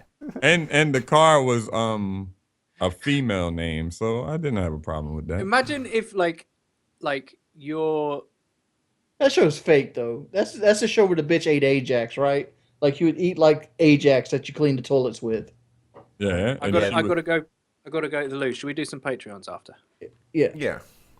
Hold on, let me talk about this car fucking. Because I would love to see this episode of Pimp My Ride. It would be the best. I don't know if I would want one pussy. I think either have the bumper look like a big ass, or just have a lot of places where I can fuck, like the cup holder. Car latches. Like you gotta put the latches on the car. Oh, like the, what's it called? Lift? They have the mustache? No, like they have. You ever seen the car Oh, latches? the lashes. Oh, the eyelashes Yeah. on the headlights. Yeah. Shit, dumbass idea, man. Oh man. Basically, Hold on, so the Ajax girl, what you say it was fake? Yeah, that has to be fake. You can't eat Ajax without fucking killing over and dying. They showed her opening, like buying it from the store, opening it and eating that shit. Like, how can you eat Ajax? That's just like the clean floors. She's probably with it. immune to that shit. it just clicks with her. There's another one that ate like glass, like literally ate glass. I think it all starts with those. I ain't see that one. It all starts with those candies that comes on that sheet of paper. They're those yellow, blue, and pink dots, whatever flavor they are. Then you take it off the paper and you get a little bit of paper in your mouth and you're like, that's all right, whatever. Then you just start chewing on fucking paper and then toilet paper and then it evolves into fucking cars and eating. That's what you did? No, it's not evolving. Right now, my biggest thing, the only thing I do, let me see if I can find something. No, actually, I've been pretty good. I like to bite on the caps of water bottles. Like I would just like crush it down with that, chew it a little bit, and then put it in the water bottle. And then that's how I say goodbye to my water bottle. Goodbye. That's some fucked up shits. All right. Arizona Kingpin says, White Boy, a.k.a. Mr. Lucky. Jordy, Hey. a.k.a. the Religion Destroyer. Eddie, a.k.a. the Gray Beanie. And Jive, a.k.a. Debo from Friday. Good shit, y'all. Keep it 100. What's up, Arizona Kingpin? How you get Debo? I don't know, because I'm a Debo's fucking a little... He's Debo's a lot bigger than you. bald way and bigger than scary, me. right? He from over there too, so he probably just. Well, wanted to every put time I some think West about Coast Debo, I shit. think about that Hulk Hogan movie, Nose Hold Barred, where he I played do Zeus. too. I do too. Yeah, you know. All right, next one's from Mitchell Bray. Hey guys, it's Hick Tim. Just wanted to say thank you, Winks, for following me on Twitch. It means so much. Thank you, dude. You're welcome. You're a really good player. What are you guys? You guys always watch you guys. What are the ways to get more people to watch you on Twitch? I think we've answered this before. We have, yeah. Hey, Stream one game and become known for it. Oh, I know. I think Hick Tim was talking about gambling earlier. Yeah, he was. Yes. Okay, I was gonna say gamble on Twitch, but that's probably not the best advice. But gambling is huge on Twitch, and I'm kind of kicking myself that I'm not. I'm gonna do a drunk blackjack stream this Friday. How about you take the drunk part out of it and just do the blackjack stream? Because it goes together. Because I want to get drunk and put up my Christmas You'll wake tree. up one morning and be like 20 grand in the hole. No. I mean they have a limit, but I do better when I'm drunk. I'm like really, because I don't give a fuck. You know, I've heard people say the same argument that they play Call of Duty better when they're high, and I feel like they're lying to me. No, Call of Duty. Well, I have personal experience on this. I think they're lying. I would say it doesn't. I don't know. You can get in the zone a little bit more. High off Adderall? No, like weed, like smoking weed. Yeah, you can. It depends what kind of weed it is, and there's a lot of different factors, I think. But I always I encourage. would listen to White Boy on this. It depends on like if you're used to playing while you're high, you probably do better when you're high than you're sober. Yeah, but doesn't your motor skills get deteriorated when you're high, and you just imagine that you're better because you don't give a fuck? I think your when mind you're expands drunk, when you're high. drunk, I do horrible on COD. But with gambling, it's like you're only pressing a button. You don't really have. It's Yeah, but very you're simple. making major financial decisions. Blackjack is a very simple game.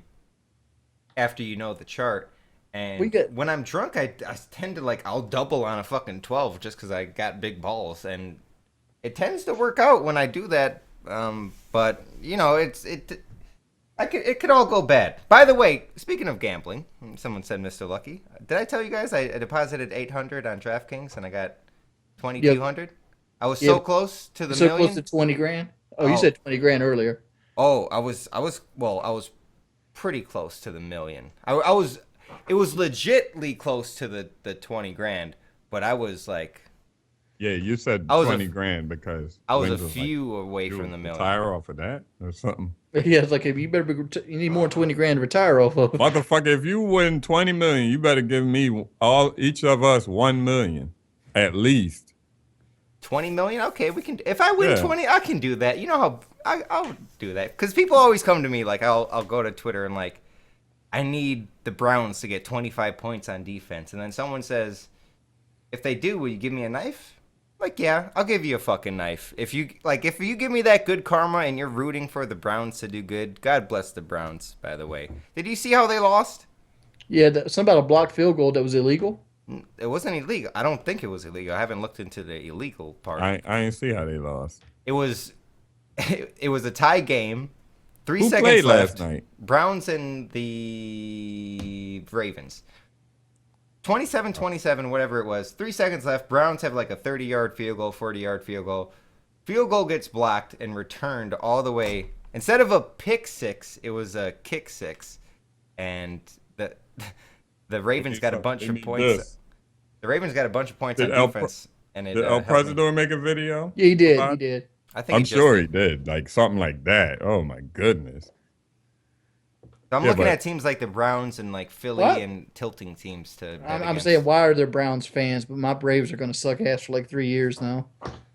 Hey, if you're from the city, you know. I understand that. Like, I'm not going to jump shit because they suck. I'm not that kind of person. Panthers suck for a long ass time. Still like them. Yeah, they're good now. They got that boy Cam. I still don't think Cam's all that fucking good. I think the defense is carrying his ass. And he could dance. Like, but like, I don't know. It's amazing that this is the same team that went like 8-8 last year. Like, what are they doing different? Probably everybody's healthy. Got a couple new people. They are very healthy, and I think they're clicking really good. We can be like the third team in NFL history to go. You went from 500 record to 11-0, right? Yeah. That's a record in itself, I think. Yeah, we got into the playoffs last year at 8-8. The NFC South was bad last year. Yeah. Oh, and as for Twitch, Tim, we gave a lot of tips. One tip that I don't think we've touched on too much is just have like we talked about earlier, nice, simple, sexy layout, makes you look professional, makes you stand out a little bit. Have a pop-up that, press F1 to switch to a different scene and do just do something different. Just change the meta. I got some real advice here for you. Don't do Call of Duty. I've seen your stream. You're a good player.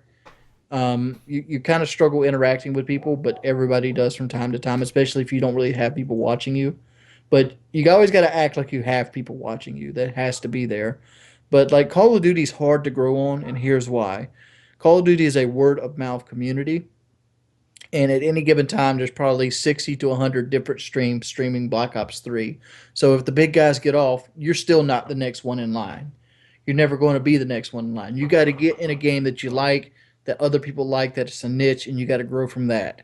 I mean, Star Wars Battlefront right now is not doing the best on Twitch, but until you get the people that can get you into Call of Duty, so you can, when the big guys get off, you can be the next one in line. You're never going to grow in Call of Duty. I would try Star Wars out. There's a lot of people. I don't know how much Tim's viewer does he get? He is. I think I'm his third or fourth follower. Okay, then shit. How can we tell you? We have no fucking clue how to grow from. Maybe Eddie has a little bit of experience. I mean, he's good. He's good as shit at the game. I mean, But Eddie had a following, right, on YouTube.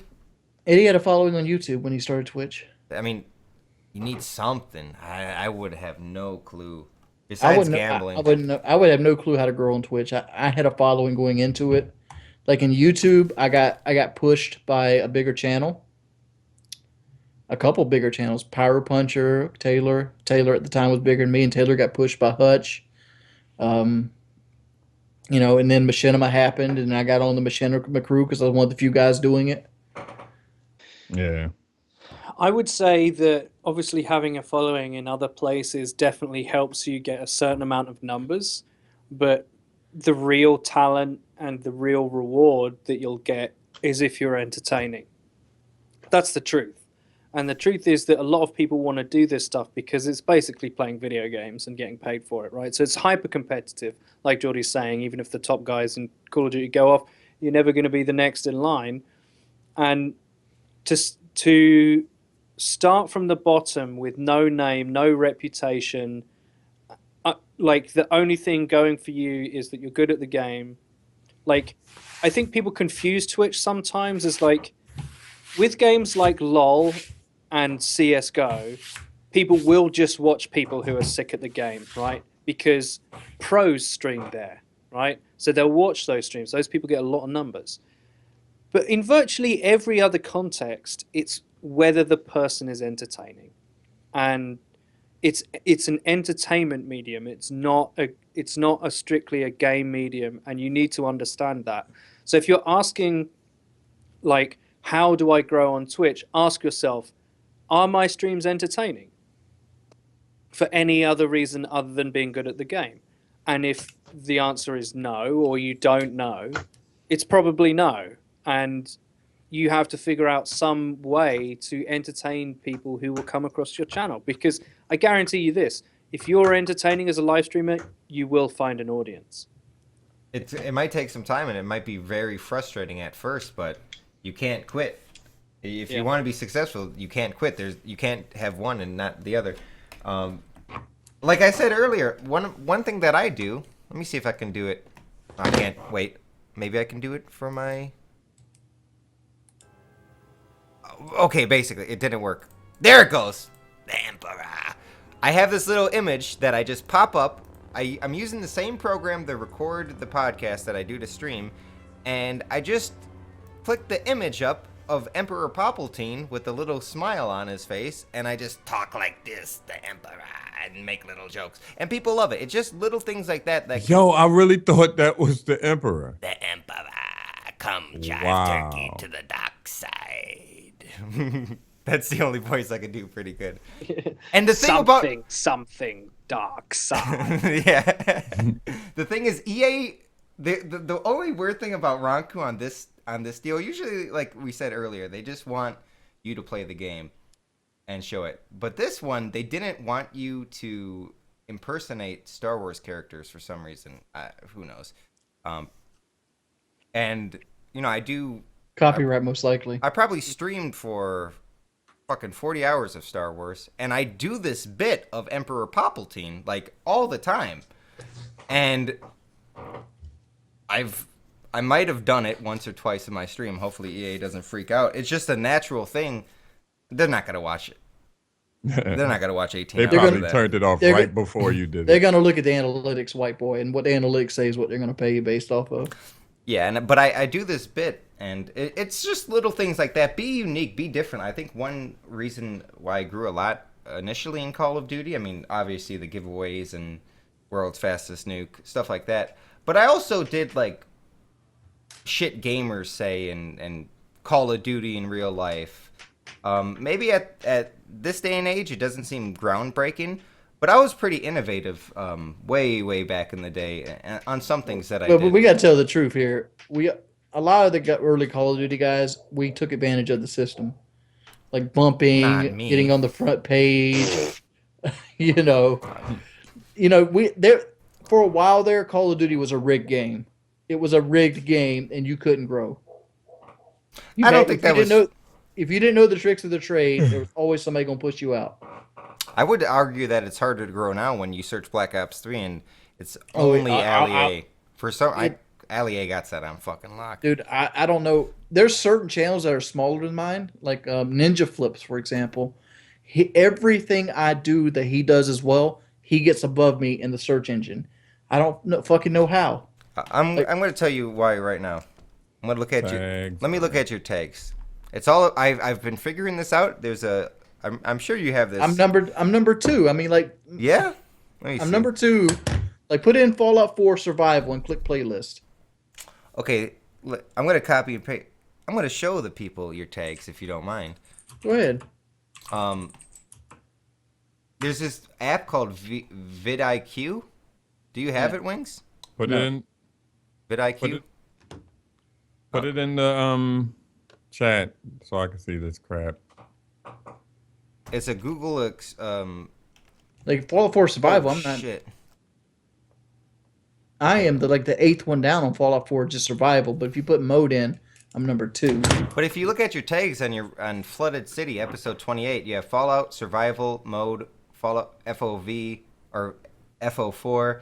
What you got to do with your tags is do all those tags that you have right there, and then put Fallout Survival as its own tag and not two separate words. And then you just got to spam the shit out of tags. It's what it is, and I'm gonna show you. I'm gonna show you the viewers on my channel. channel. White boy. Like, I'm gonna link you this playlist. What tags does this guy have? All right, I'm gonna show you. I'm gonna show the people my tags and how I do it. Because this guy gets ahead of me in everything, and my first video has 45,000 views, where his has 2,000. He's number 1 on the list. So obviously they're coming to my video over his for some reason. I'm gonna copy and paste. Your actual subs come to the video. Right, but and, yeah, but 45,000. Some of those aren't my subscribers. That's people. Yeah, definitely. So those are my tags. Every time there's a number after it, like number 2, that's what rank it's in the search results. As far as your playlist, I can go to let me go to his first episode and see. Yeah. Give me a second here. Shoot, just give me his tags. Download it. I mean, I'll be honest. Guys, me his tags, and I will put them in my YouTube description tonight, and I'll have all my tags and his tags. Don't do that, Keemstar. I don't give a fuck. We trying to play this YouTube game, Keemstar. You know about it. Let's be honest. Everyone's doing this shit. Why shouldn't me and Wings and the old school people benefit off of it? it's just a part of the game nowadays, and I figure like if anyone should rig this system, it shouldn't be these fucking Flo Antonio fake fucking pranksters. We are real gamers, and we've been in this community. We built this community. We should get some easy views, but I think his tags aren't that good either. They're not showing up in the search results, but they're definitely a little bit better than your tags. I copied and pasted them. What I like to do is like every word he has right here, what I would do is add Fallout right before it. So he has Fallout Let's Play, he has he has Play, he has Playthrough, Fallout 4, FO4. I would just, and then he has Hardcore, Hardcore. Like he put Hardcore 3 separate times in the tags. He put Xbox One 1, 2, 3, 4, 5 different times in different variants too. And you know, I would take it a little further. I would put Fallout 4 before, if you guys are watching the stream, I would put it in before everything. I remember when this shit used to be easy. Back in the day, you put the game title in the title, you were inventive. You were innovative. I remember that. Yeah. I remember back when Modern Warfare 2 came out, a guy named Jose of Death, which is he was a YouTuber about my size at the time. He gave me a tip. He's like, "Hey, dude, I noticed when I put the game title in my video, I get more hits." He's like, "You should do that too." And it's like, okay. So I started doing it too, and it worked. And I mean, look at me now. I mean, ever since Biblical Reaper story broke, and I mentioned it on the podcast jokingly that I'm just gonna spam the shit out of everything, but I have not as hard as I could. But there's some videos that has Black Ops 3 times in the title or twice in the title. And that's not because I'm trying to be more descriptive of the fucking video. I'm just trying to do what the algorithm is telling me to do. And I think I fucked up so much with not paying attention to analytics and search. Like I should have looked in the stats. I was so big in, like when I was big on YouTube, I was so into the stats. I don't look at my analytics because it depresses me.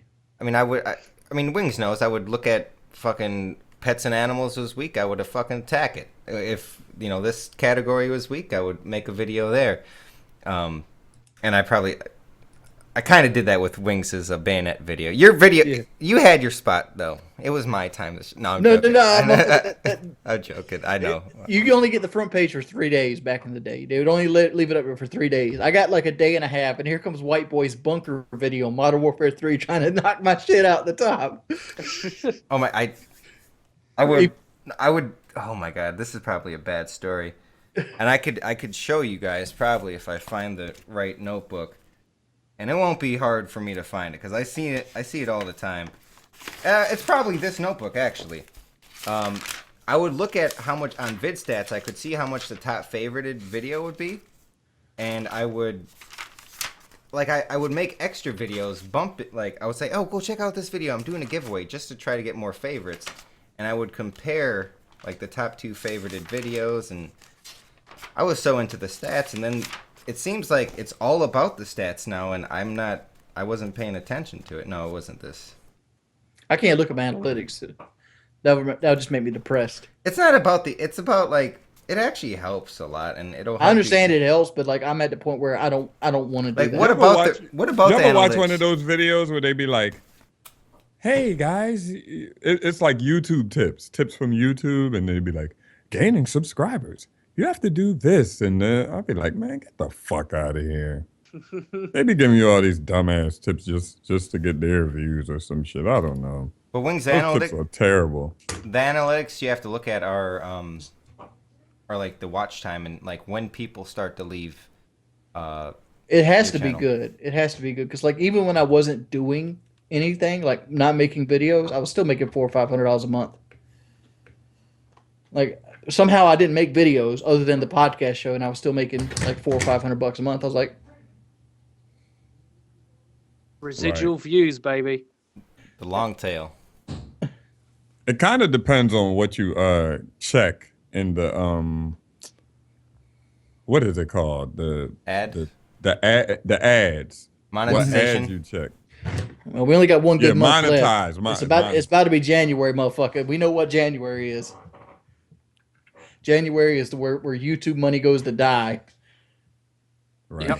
Yeah, I would highly recommend if you're a content creator, check out that vidIQ. It's all about the stat. It's all about search results. It seems like, and one final point before I want to end it on 2 hours and 30 minutes. We're 45 seconds away.